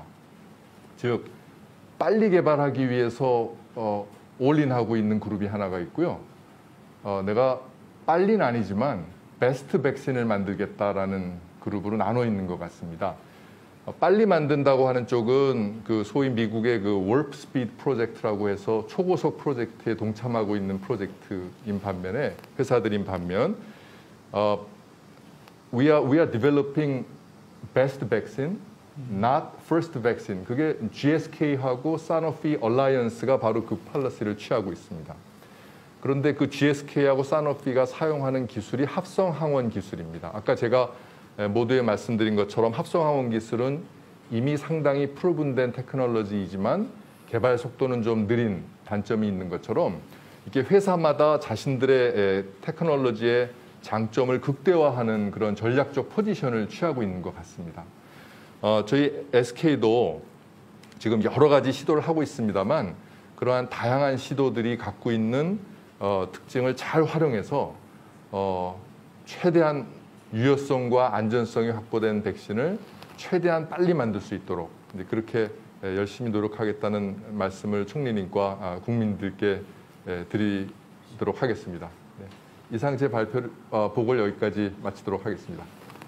예, 트랙 1, 트랙 2 모두 잘 성공적으로 해나가시기 바라고요. 이 자리에는 또 제넥신의 지희정 사장님께서 와 계신데, 제넥신은 그 항원을 만들 수 있는 DNA를 투여해서 환자의 면역 반응을 유도하는 DNA 백신을 개발 중인 것으로 알고 있는데, 그 개발 상황이나 또 특성 이런 것 좀 말씀해 주시죠.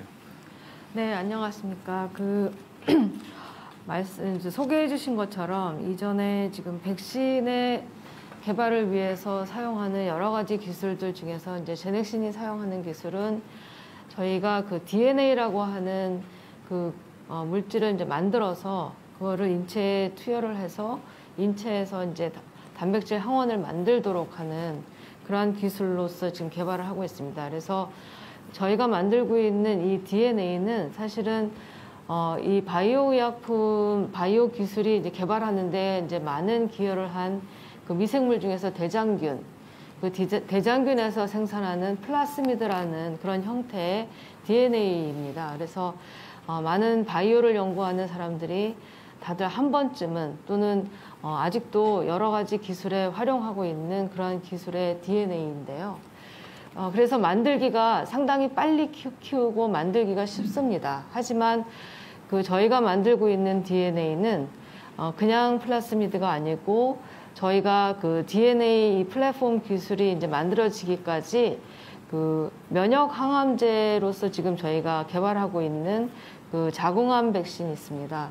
그래서 그 자궁암을 치료하기 위한 그 DNA 치료 백신으로서 지금 개발을 하고 있는데 현재 이상을 하고 있습니다. 그래서 지금까지 이 기술을 바이러스에 감염된 환자들한테도 써보려고 연구를 지금 계속 해오고 있는 가운데 이렇게 치료 백신으로서 개발하기 위해서 이 플라스미드 DNA라고 하는 거를 이제 저희가 여러 가지 연구를 통해서 이제 만들어낸 그 플랫폼 기술을 사용하는 겁니다. 그래서 지금 암 치료 백신에서 저희가 사용하고 있는 플랫폼에 여기 지금 코로나에서 지금 발현되는 가장 중요한 항원이라고 하는 스파이크 단백질, 그 부분이 발현이 될 수 있도록 그거를 이제 거기다 집어넣어서 이제 만든 그 플라스미드 DNA를 대장균에서 이제 다량 생산을 해서 그것을 저희 몸에 인체에 이제 투여를 합니다. 근데 이제 DNA이기 때문에 DNA를 투여하는 방식은 일반 주사기로 지금 하지 않고 그러니까 전기 천궁 투여법이라고 해서 이제 전기 쇼크를 1차 줍니다. 그래서 그렇게 해서 투여하는 방법이 그동안 이제 많이 개발이 돼서 지금 사용을 하고 있고, 이제 그 방법을 통해서 저희가 이제 투여를 하면 저희 몸속에서 이 단백질 항원이 만들어지고 그 단백질 항원에 의해서 저희 몸이 이제 면역 반응을 일으켜서 지금 말씀하시는 중화항체라고 하는 항체도 만들고, 그 다음에 이제 또 더 중요한 거는 이제 면역 세포 중에서 T 세포라고 있습니다. 그래서 이제 감염되는 것들을 막기 위해서 T 면역 세포가 되게 중요한데, 이제 그 T 면역 세포를 또 이 DNA 백신은 다른 항원, 그러니까 합성 항원들이 못하는 것보다 더 잘하는 그런 특성이 있습니다. 그래서 이제 지금 이 DNA 플랫폼 백신을 이번 코로나 백신 때 이제 사용하게 된 거고요. 그래서 저희가 이것을 빨리 들어갈 수 있는 것은 앞서서 말씀드린 것처럼 DNA를 디자인하는 게 굉장히 빠르고 쉽기 때문에 저희가 가지고 있는 플랫폼에 빨리 넣어서 빨리 들어갈 수 있었고, 또 하나는 이 플랫폼으로 이미 입증된 임상시험이나 이런 걸 통해서 입증된 독성이나 이제 이런 효력 부분들이 많이 확인이 돼 있기 때문에 그 부분을 활용을 하고 있습니다. 그래서 저희가 2020년 3월에 산학연 컨소시엄으로 저희가 이거를 개발을 착수를 하였고요. 이 산학연 컨소시엄에 들어오신 국내에 이제 각 그 분야의 전문가, 그래서 생산업체, 저희가 위탁을 하고 있는 이제 바이넥스와 같은 생산업체, 그리고 동물 영장류를 다뤄서 이제 이식을 하시는 제넨바이오, 그리고 이제 학계로서는 저희 면역학 쪽의 분석을 이제 많이 하시는 카이스트와 그다음 포스텍 공대와 같이 이제 협조를 하고 있고, 또한 이제 저희 중어항체나 이런 부분에서 이 감염병에 많은 연구를 하신 IBI와 같이 이제 컨소시엄을 만들어서 개발에 착수를 했었습니다. 그래서 개발에 착수한 이래 6월 11일에 저희가 임상 1, 2상 을 이제 승인을 빨리 받았고요. 물론 이제 이렇게 할 수 있었던 것은 앞서 말씀드린 이제 기존에 저희가 갖고 있었던 안전성, 효능에 대한 데이터 플러스 그다음에 식약처와 이제 여러 부문이 이것을 롤링 베이스로, 그러니까 이렇게 시퀀셜리 데이터가 있어야 다음을 가는 게 아니고, 이제 중요한 것들은 확인을 하고 이제 그 시험을 하는 사이에 이제 다음 단계의 것들을 들어갈 수 있어서 저희가 일단 생산에 주력을 했고요. 그래서 생산을 5월 달에 임상약이 다 만들어졌습니다. 그래서 그렇게 만들어진 걸 갖고 저희가 식약처에 인허가 과정을 거쳐서 임상 1, 2상이 승인이 되었습니다. 그래서 승인된 이후로 지금 현재는 저희가 이제 세 그룹이 임상이 진행이 되고 있는데, 이제 두 그룹은 지금 아까 말씀드린 전기 천공 투여법이라는 거에 의해서 두 도수를 가지고 임상을 하는데, 거기에 각각 20명씩 피험자들이, 건강한 성인들이 들어오시는데, 저희가 지금 이 전기 천공 투여법은 거의 지금 저희 백신이 1차와 2차 이렇게 투여를 받게 되는데, 2회 투여가 거의 지금 완료돼 가고 있습니다. 그래서 이게 이제 다 완료되면, 이번 주 내로 다 완료되면 이제 저희가 9월 말쯤 되면 이분들이 이제 4주 정도 시간이 지나야 이제 항체가 만들어진 걸 확인할 수 있어서 검체를 이제 저희가 뽑아서 이제 면역 반응에 대한 분석을 할 것이고요. 그 분석이 끝나면은 아마 10월 마지막 주 정도 되면 저희가 2A 임상을 착수할 수 있는 단계가 될 것으로 예상하고 있습니다. 그리고 이제 저희가 현재까지 투여한 이 대상자분들을 모니터링 해보면 이 DNA 백신으로 이제 투여한 것이 다른 어떤 여타 다른 백신들이 지금 전 세계적으로 진행되고 있고 이제 보고되는 사항들에 비해서 부작용이 그렇게 없습니다. 그래서 뭐 두통이나 발열 이런 부작용들이 다른 RNA나 아니면 그 아데노바이러스 이런 부분에서 나타났다고 보고되는 부분들은 저희가 발견할 수 없고, 단지 이제 로컬에서 이제 잠시 투여할 때만 잠깐 그런 부분들을 제외하고는 큰 부작용이 없어서 계획대로 일정대로 잘 진행되고 있습니다. 그리고 이제 마지막 그 항구는 저희가 무바늘로 주사를 할 수 있는 그러한 투여기를 사용을 해서 실험하는 한 군이 지금 저희가 착수가 돼서 지금 진행하고 있습니다. 그래서 이 군은 지금 현재 1회차 투여가 진행되고 있는데, 향후에 이제 2회차 투여가 완료되면 10월 마지막 주 정도에는 그 검체를 받아서 면역 분석에 대한 평가가 이루어질 거고요. 그래서 이러한 일상에 대한 데이터들을 다 저희가 종합을 해서 10월 말 11월쯤이 되면 저희가 그 2A 임상으로 확장을 해서 150명 정도 환자에 대해서 이제 피험자 수를 늘려서 진행할 예정입니다. 그래서 이게 연내에 다 확보가 되고 나면 저희가 이제 3상을 준비해야 되는데, 그 3상은 앞서서도 지금 묵단장님도 말씀하셨고 현재 진행하고 있는 많은 그 업체들이 3만 명, 여러 명수를 가지고 그 방어율을 테스트하는 임상을 하게 돼 있고, 또한 그런 방어율을 보기 위해서는 이 백신을 효과를 보기 위해서 이런 질병이 많이 일어나고 있는 상태의 나라의 그런 상태에서 시험을 해야 합니다.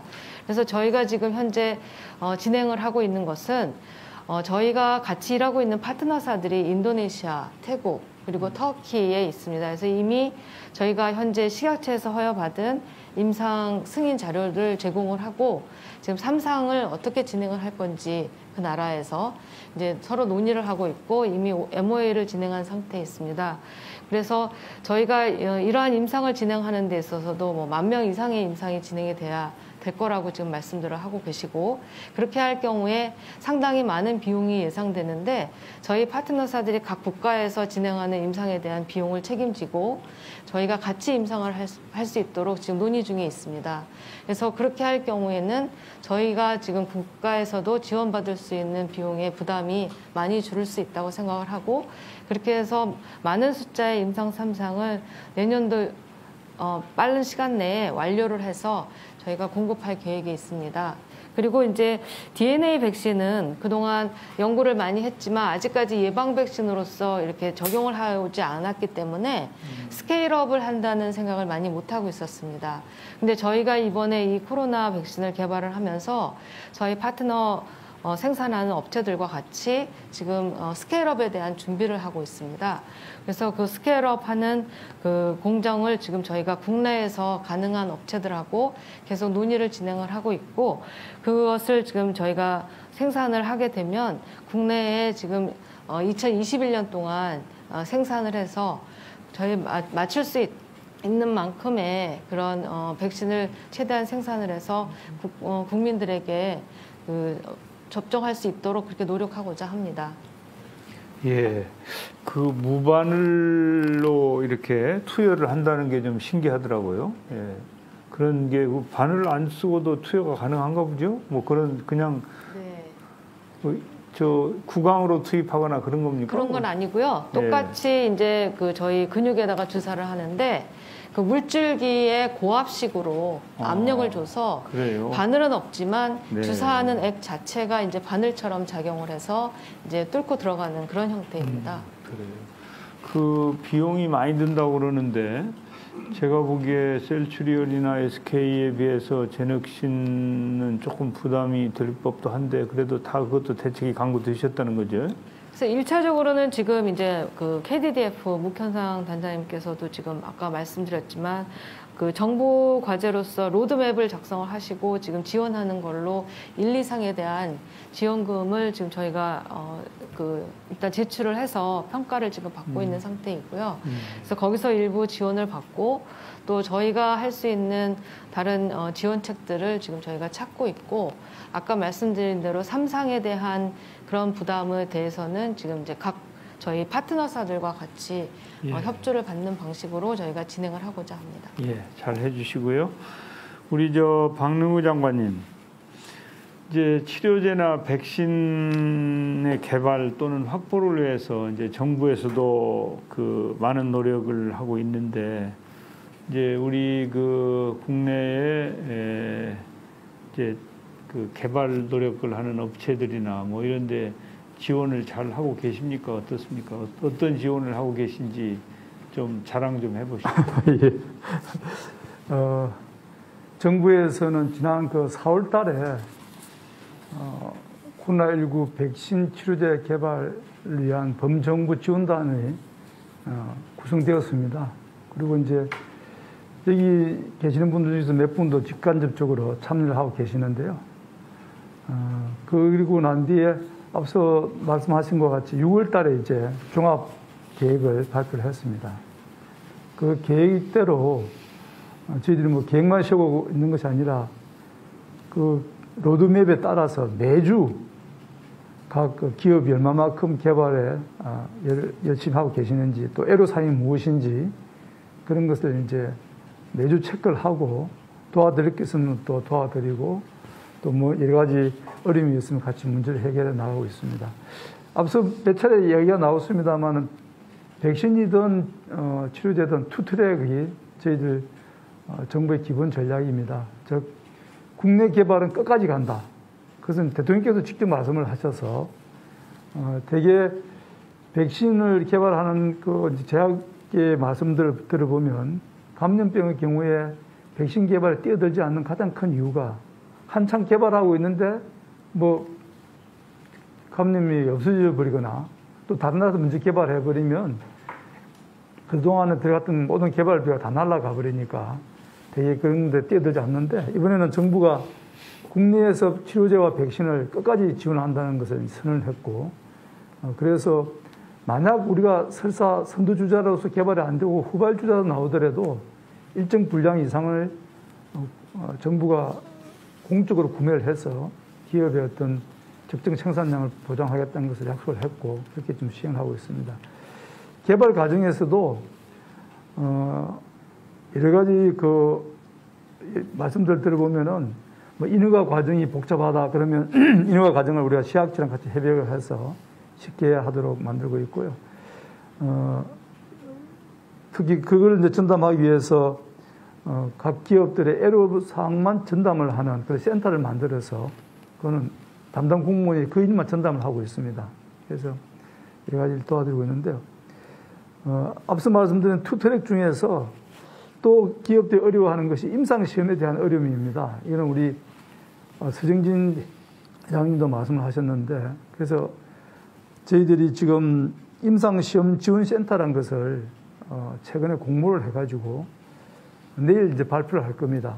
세 개의 기관이 이제 선정이 되었는데요. 책임 병원이 있고 그 책임 병원 안에는 6개 내지 7개의 또 감염병 전담 병원이 같이 결합되어 있어서 그게 하나의 컨소시엄 안에 약 7개 내지 8개의 병원과 종합병원들이 들어 있습니다. 그래서 그것을 통해서 임상시험도 빨리 진행될 수 있도록, 즉 환자를 직접 다루는 감염병 병원들이 들어와 있기 때문에 국내에서 개발되는 백신이든 치료제든 임상시험을 요청을 하면은 바로 이루어질 수 있도록 이렇게 지원할 계획이고, 해외에서 개발되고 있는 백신에 대해서는 앞서 안재영 우리 대표님께서 잘 말씀해 주셨는데, 각 플랫폼별로 그게 DNA 백신이든 바이러스 개발 백신, 모든 항원 백신이든 간에 가장 앞서가고 있는 백신들을 저희들이 다 일정 부분 지금 관여해서 확보를 하고 있습니다. SK에서 주력해 주셔서 아스트라제네카하고 노바백스가 지금 확보가 된 상태고요.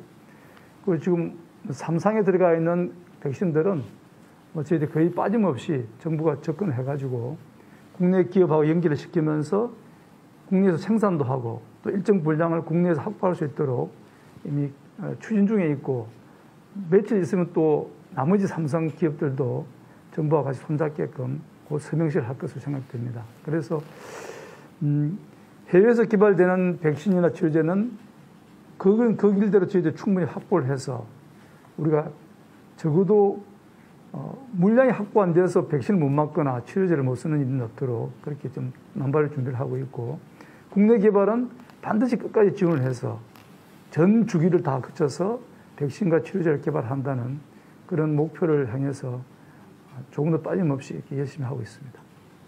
예, 이제 끝까지 지원하겠다. 지원의 내용은 여러 가지 방법이 있겠습니다만은 하여튼 그 약속이 잘 지켜지도록 우리 장관님께서 노력을 하시고, 특히 하여튼 그 예산 확보를 잘 하셔가지고 자력으로 충분히 개발도 하고 3상 시험까지 할 수 있는 대기업은 차치하고라도 중소기업이나 중견기업, 우리 서 회장님이 말씀하셨듯이 그런 기업들에게 좀 힘이 될 수 있도록 그렇게 노력을 해주셨으면 좋겠습니다. 지금 생각보다 많은 이 시청자들이 함께 하고 계세요. 그런데 이제 그분들 중에 댓글을 통해서 최근에 코로나가 굉장히 확산이 심한데 이번 달 말에 시행되는 자격시험이나 공무원 시험 이런 거 좀 큰 걱정이다 이렇게 우려의 말씀을 많이 하고 계신데요. 사실은 이 문제에 관련해서는 정부에서 검토를 많이 했습니다. 어떻게 할까 검토를 했는데, 이 자격증을 취득한다든지 또 이 공무원 시험이라든지 이런 것들은 우리 청년들이 준비를 굉장히 오래 해왔는데, 제 경험에 의하면은 이 시험이 연기되는 게 굉장히 힘든 일이에요. 왜냐하면 시험 볼 때까지 계속 공부를 해야 되니까. 그래서 정부는 방역 조치를 철저하게 하면서 예정된 시험은 안전하게 치러야 되겠다고 하는 것이 정부의 정해진 정책입니다. 그래서 시청자 여러분들께서는 그런 점을 좀 이해해 주십사 하는 당부의 말씀을 드리고요. 그리고 앞서 우리 박능우 장관님께서 말씀하셨습니다마는 현재 우리 정부는 코로나19의 치료제나 백신 개발이나 확보를 위해서 다각도로 노력을 하고 있는데, 최근 수도권에서 집단 감염이 계속 발생하는 등 위기 상황이 지속되고 있는 만큼 하여튼 치료제나 백신을 조속히 개발하고 또 확보해서 국민들의 안전에 대한 우려와 걱정을 좀 덜어드려야 되겠다 이제 그런 생각을 가지고 있는데요. 그 오명돈 교수님, 그 코로나19의 재확산이나 대유행 등에 대한 우려가 매우 큰 상황인데 정부가 지금 대응하고 있는 것 중에 좀 보완해야 될 점이 무엇인지 좀 한 말씀 거들어 주시면 좋을 것 같습니다. 네. 최근 그 코로나19 환자가 늘어나서 소위 그동안 우리들이 걱정하고 있는 2차 대유행이 올 건가 이런 데 매우 관심이 집중되어 있는 것 같습니다. 아마 이번 주 추이를 지켜보면 과연 2차 대유행기가 시작됐는지 판가름이 되겠습니다만은 만약에 그런 상황으로 진입한다는 가정하에 말씀을 드리겠습니다. 이렇게 대유행이 시작되면 정부의 정책은 방역 중심에서 환자 치료 중심으로 옮겨가야 되지 않을까 생각을 합니다. 환자 치료 중심이라는 것은 우리가 가지고 있는 의료 자원을 어떻게 코로나19 환자를 위해서 가용할 수 있도록 전환할 건지 이런 측면 하나하고 다른 한 가지는 환자의 중증도에 따라서 우리가 가지고 있는 의료 병상, 일반 병동이라든지 또는 중환자 치료 또는 인공호흡기 같은 이런 가용한 의료 자원을 적절히 적용할 수 있는 이런 두 가지 준비가 필요할 걸로 생각이 됩니다. 그동안 우리 정부가 방역에 있어서는 전 세계에 내놓을 만한 소위 K-방역 훌륭한 활동을 해왔습니다. 그러한 그 성공에는 중앙방역대책본부를 중심으로 한 민관, 의료기관의 노력이 있었다고 생각이 됩니다. 만일에 2차 대유행이 시작된다고 하면 환자 치료 중심으로 옮겨가기 위해서 필요하다면 중앙 의료 지원 대책본부 같은 게 설치되면 좋겠다 그런 생각을 합니다. 네, 그런 것 같습니다. 방역 중심에서 치료 중심으로 가야 된다고 하는 것에 전적으로 공감이 되고 하여튼 정부가 지금까지도 이제 노력을 하고 있지만 이 컨트롤 타워를 만들어서 제대로 자원도 배분을 하고 대처하는 노력이 필요할 것 같은데요. 우리 성백린 교수님, 이제 코로나19 사태를 겪으면서 보건 안보에 대한 그 국민적인 인식이 많이 달라지고 있는데요. 앞으로 우리 보건 정책이 좀 어떻게 나가야 되겠는지 한 말씀 해주시면 좋겠습니다. 한 단어로 제가 표현을 한다면은 선제적인 정책이라고 저는 말씀을 드리고 싶습니다. 지금 현재 우리 코로나 사태에 대해서 가장 중점적으로 중요한 부서가 좀 보건복지부, 질병관리본부가 컨트롤 타워로 이 일을 하고 있지만 사실은 이것에 대해서 굉장히 중요한 대책이 어떻게 보면 산업부의 역할도 굉장히 중요한 역할을 하고 있다는 사실이 좀 인식이 좀 잘 안 되고 있는 것 같습니다. 예를 들어서 백신 치료제가 개발이 되는데 개발해서 끝나는 것이 아니라 생산을 해야 되지 않습니까? 생산을 하는데 사실 생산 시설이 없으면은 굉장히 난감할 뻔했는데 이미 산업부가 백신 생산 시설에 관한 한 벌써 5년 전에 기획을 통해서 1,900억 투자를 해서 올해 생산 시설이 완공이 되어가고 있습니다. 그래서 원래는 5년 전에는 코로나의 코자도 우리가 들어보지 못했을 때 이미 산업부를 중심으로 해서 정부가 백신 생산에 투자를 결정하였고 그것이 올해 완공이 되면서 사실 다른 많은 중요한 백신도 있지만 그것보다 먼저 코로나 백신을 생산하는 이와 같은 기지 역할을 하게 되었습니다. 그래서 적어도 5년을 앞서서 투자를 했던 이것이 지금 현재 전혀 예상치 못한 이 사태를 대비하는 데 중요한 역할을 하게 됐다는 이런 사실이 있지 않습니까? 그래서 저는 좀 드리고 싶은 말씀이 우리가 지금 현재 너무 코로나에 지금 현재 매몰되고 있는 것은 아닌가. 어쩌면 코로나19라고 하는 것은 향후 인류가 경험할 다양한 팬데믹의 일종의 예표입니다. 이 예표를 사실 세계보건기구 WHO는 이미 3년 전에 향후 10년, 20년 동안 올 팬데믹에 대해서 약 10가지 종류의 바이러스를 이미 선정을 해놨는데 선정을 해놓고 3년 만에 벌써 지금 코로나19가 오게 된 것입니다.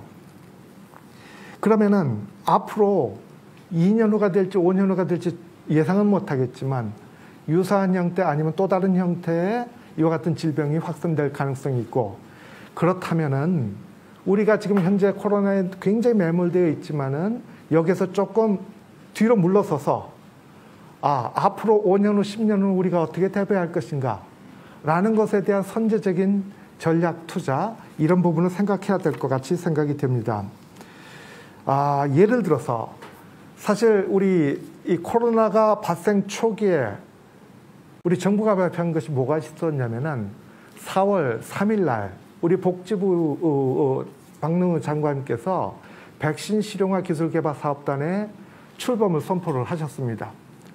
이것도 사실은 코로나가 시작되면서 금방 대응이 한 것이 아니라 이미 1, 2년 전에 기획이 되었었던 것이었고 이것이 일종의 열매를 맺어서 이제 출범이 되게 되었습니다.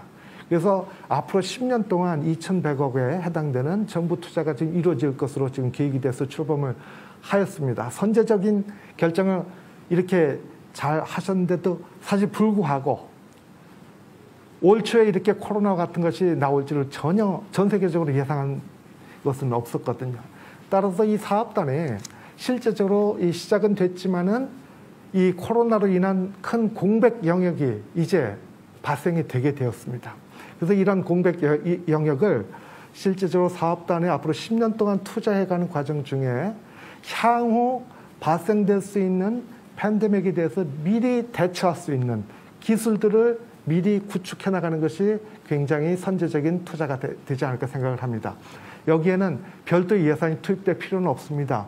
이미 확보된 예산을 이 공백 영역에 대해서 약간의 미세 조정을 통해 가지고 이 일을 할 수가 있으면은 앞으로 지금 전 세계적으로 우리가 지금 방역에 대해서 리더십이 지금 전 세계적으로 인정을 받고 있는데 방역뿐만 아니라 백신이나 치료제를 개발하는 소위 K-바이오 쪽으로도 세계적인 리더십을 확보하는데 지금 미리부터라도 이와 같은 이제 준비를 해야 될 것 같이 생각이 되고 예를 들어서 지금 코로나에서 지금 예표되는 것 중에 하는 건 뭐냐면은 얼마나 빠른 시일 내에 백신 생산 플랫폼을 갖춰서 생산할 수가 있느냐가 중요한 이슈가 되는데 그러면은 앞으로 올 수 있는 많은 팬데믹 백신을 개발할 수 있는 그 공통적으로 적용될 수 있는 신속 생산 기술이라든지 이런 부분을 하나의 공백 영역으로 우리가 설정을 해서 이 일들을 우리가 지금부터라도 준비를 해나가면은 좋지 않겠는가 이런 제안을 한번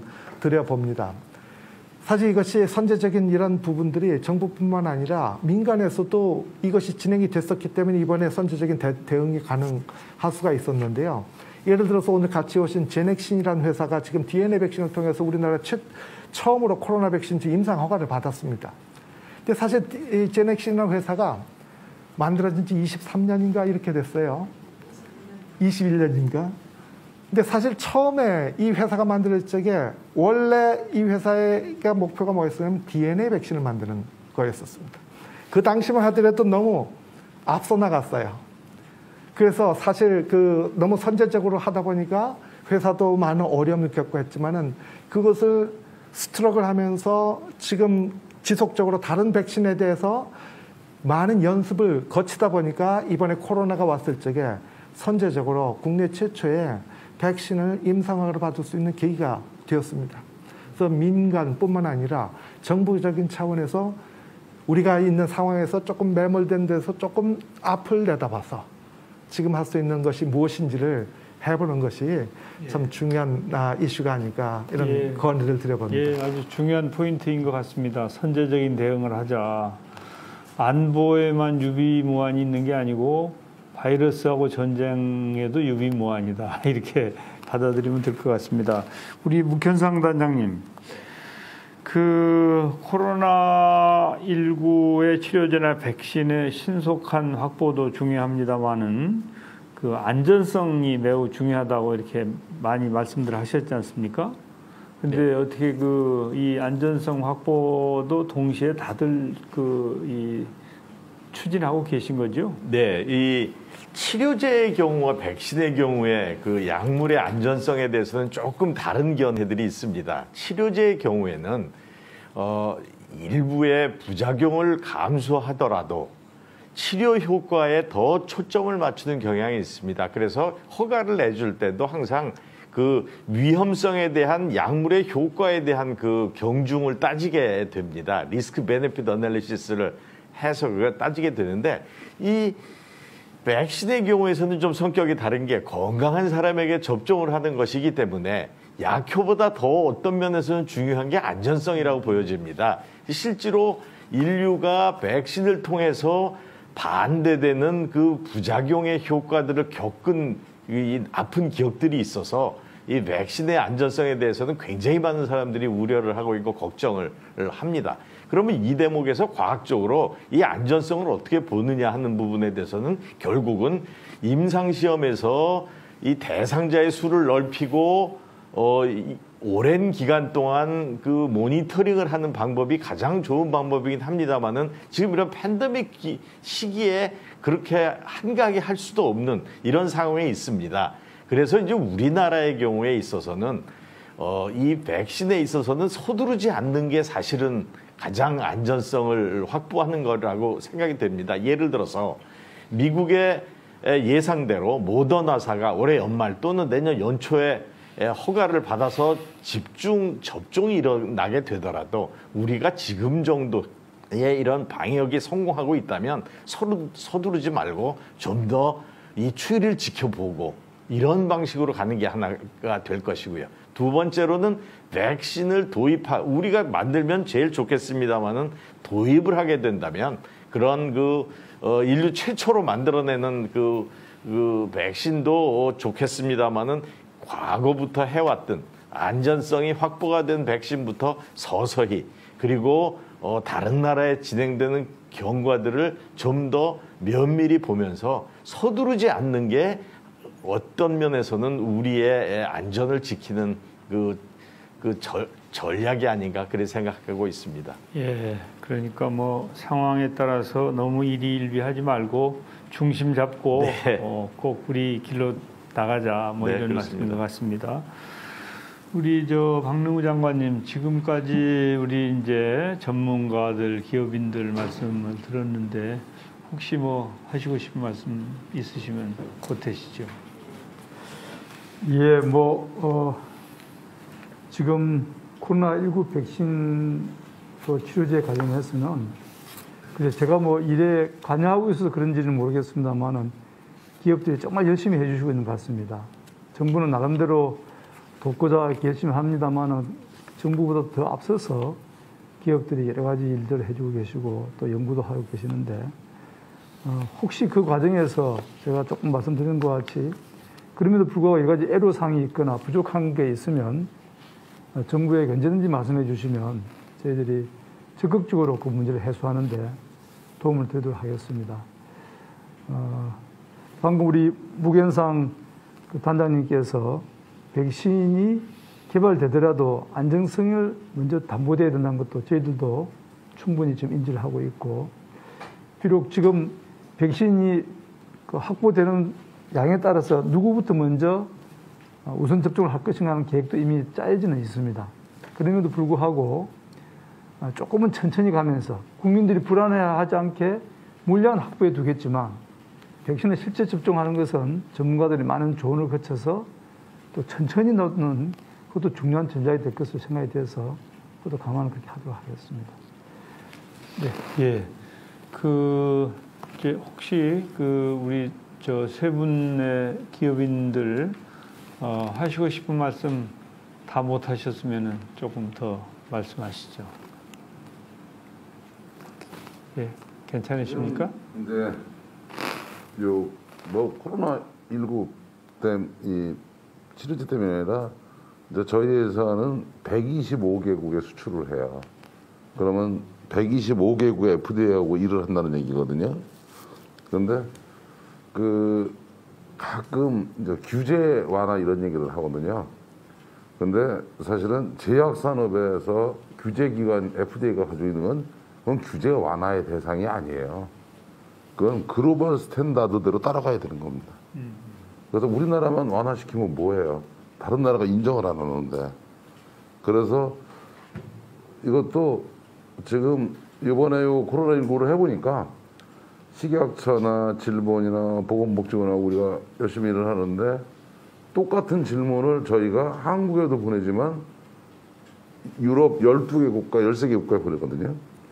그러면 회신이 오는 속도가 한국이 제일 빨라요. 그러면 사실은 민관 협력 체계는 잘 돼 있다고 보셔도 됩니다. 근데 두 번째로는 제가 이런 미팅만이 아니라 많은 기업 미팅을 가보면 정부가 뭘 지원해 주면 좋으냐는 질문 많이 하시거든요. 근데 정부는 기업한테 돈을 주려고 하지 말고 기업이 돈이 안 들어가게 해주는 게 도와주는 거예요. 돈을 주면 실질적으로 그게 도와주는 게 아니세요. 그래서 아까 내가 얘기했지만 어차피 저 2,000명 임상을 해야 되는데 한국에 있는 많은 환자들이 임상에 참여하게 해주는 게 저희 비용을 줄여주는 거예요. 왜냐면 한국이 치료비가 제일 싸요. 미국이나 유럽보다. 그래서 한국에서 임상하는 환자 수가 많아지면 그만큼 개발비가 주는 겁니다. 그러면 사실은 개발비를 주지 마시고요. 개발비는 우리 돈으로 할 테니까 우리나라에 환자 생겨서 고민스러우면 그 환자들한테 임상을 할 수 있도록 적극적으로 협력을 해주는 거예요. 그러니까 예를 들면 이런 거 아닙니까? 대구 때하고 지금 다른 거 뭐냐? 백신은 뭐 여전히 레디 상태인 거고요. 그다음에 치료제로서 렘데시비도 있지만 이제 항체 치료제도 임상 개시됐다는 일단 솔루션이 생겼다는 얘기예요. 치료할 솔루션이. 그게 임상 단계에 투여하든 허가돼서 투여하든 일단 급한 대로 솔루션이 들어가는 거니까. 그 다음에 또 이제 진단키트도 옛날에는 전부 DNA 진단키트만 있었는데 이제는 안티바디가 생겼기 때문에 안티바디 진단키트는 사실은 10분 내지 20분이면 결론 나오거든요.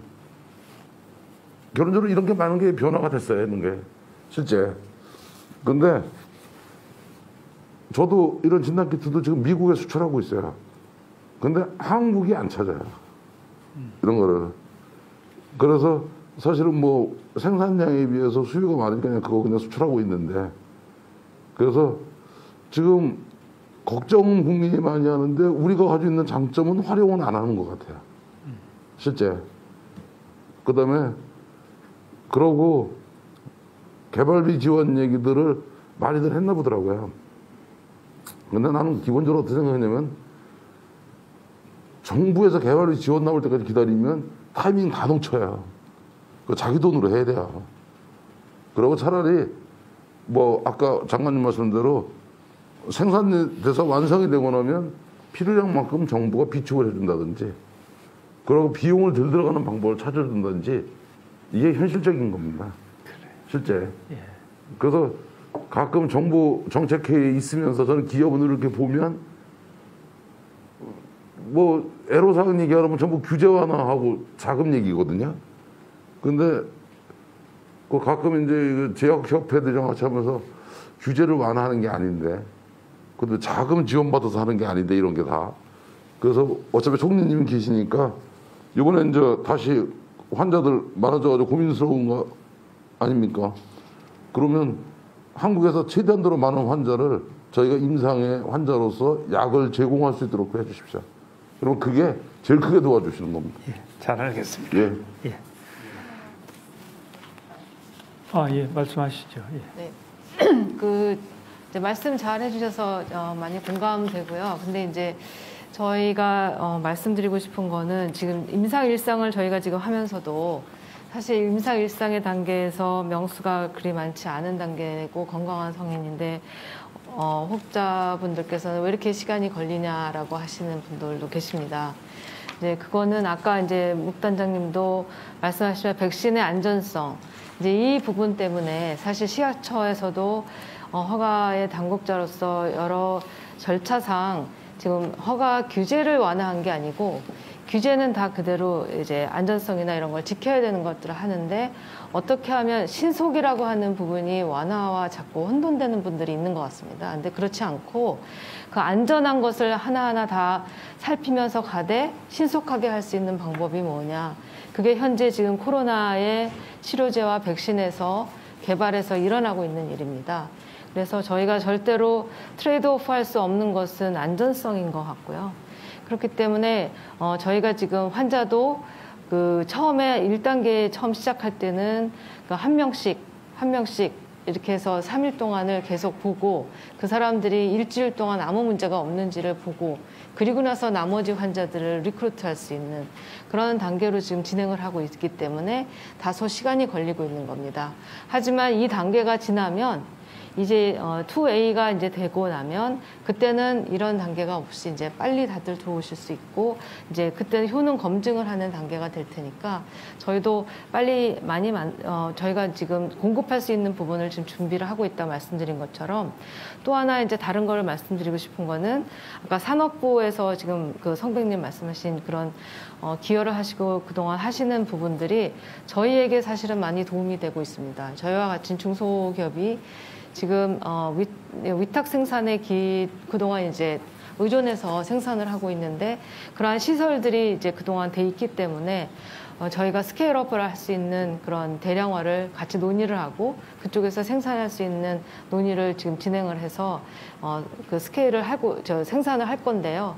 이제 그런 거에 대한 인프라 지원, 인프라를 만드는 거, 이게 공공의 어떻게 보면 백신은 공공의 부분이 있기 때문에 정부의 지원이라는 게 이제 그런 부분에서 있어야 된다라고 저는 생각을 하고 그래서 개발의 부분에서도 공공에 대한 부분 저희가 기업들이 본인들의 기술을 내고 개발할 수 있는 부분들 이게 충분히 가치가 있다면 정부에서 지원을 하시고 그다음 해주시고 그다음에 비축까지 하는 그런 단계에 결국은 사전 투자가 되는 거죠. 그걸로 저희가 이제 나중에 원가를 해당하는 부분으로 이제 공급을 할 수 있는 부분을 저희가 진행하려고 합니다. 네, 감사합니다. 예, 말씀하시죠. 예. 많은 분들이 백신을 기대하고 있고 저도 100% 완벽한 백신이 조속히 나오기를 학수고대하고 있습니다. 그러나 현실적으로는 100% 완벽한 코로나19 백신은 어려울 거라고 많은 전문가들이 예상하고 있고 아마 50% 정도 예방 효과를 달성하면 그나마 허가해서 사용할 수 있는 백신이 될 거다 이렇게 전망을 하고 있습니다. 사실은 우리가 해마다 맞고 있는 인플루엔자 백신도 성적이 좋은 해가 50% 정도 평소에는 예방 효과가 50%가 미처 못 미치는 그런 해도 많이 있습니다. 그런데 우리가 지금 가지고 있는 예방 방법 중에는 확실히 예방 효과가 있는 그런 예방 수단이 있습니다.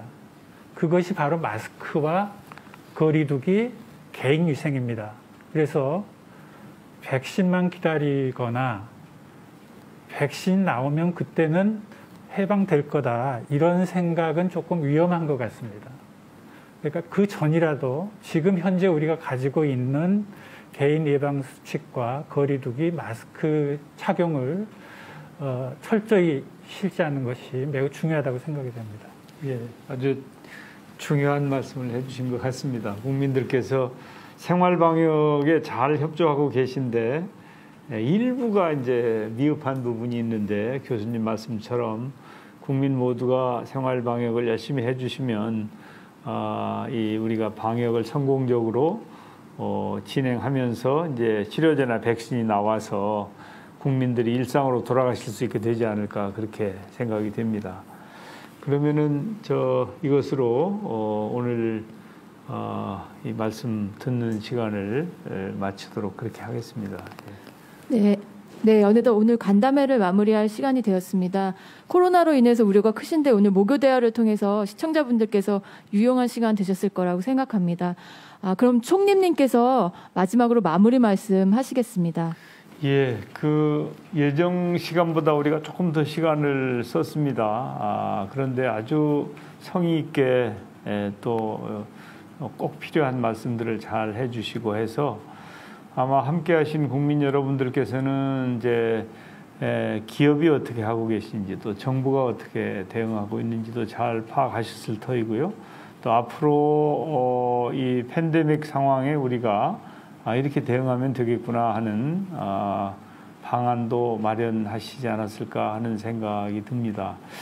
이제 정부로서는 지금 이제 코로나 때문에 고통을 겪고 계시는 자영업자들, 또 학생들, 또 기업인들, 뭐 국민 모두가 다 굉장히 어려우시죠. 그래서 하루빨리 좀 일상으로 돌아갈 수 있도록 해드렸으면 좋겠는데 뭐 조급한 마음은 많습니다만은 그렇다고 해서 해결이 되는 것 같지는 않고요.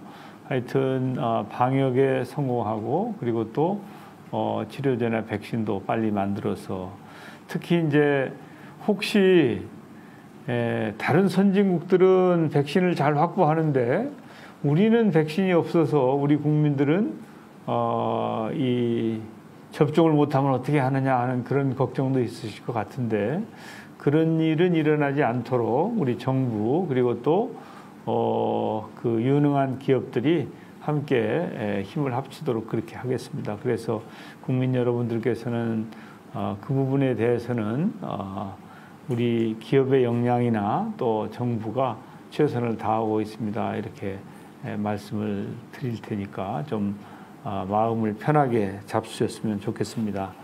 당장은 지금 갑작스럽게 이제 확진자가 많이 늘고 있는 상황을 제대로 대처하는 일이 중요할 것 같습니다. 그런 일을 잘 하면서 중장기적으로 필요한 조치들을 잘 해나가겠습니다. 이렇게 말씀드리면서 다시 한번 바쁘신데도 불구하고 함께 하셔서 귀한 말씀을 해주신 우리 선생님들 또 기업인들 또 우리 장관님 감사드립니다. 고맙습니다.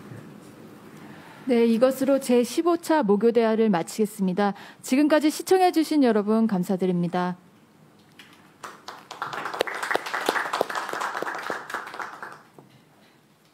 네, 언론공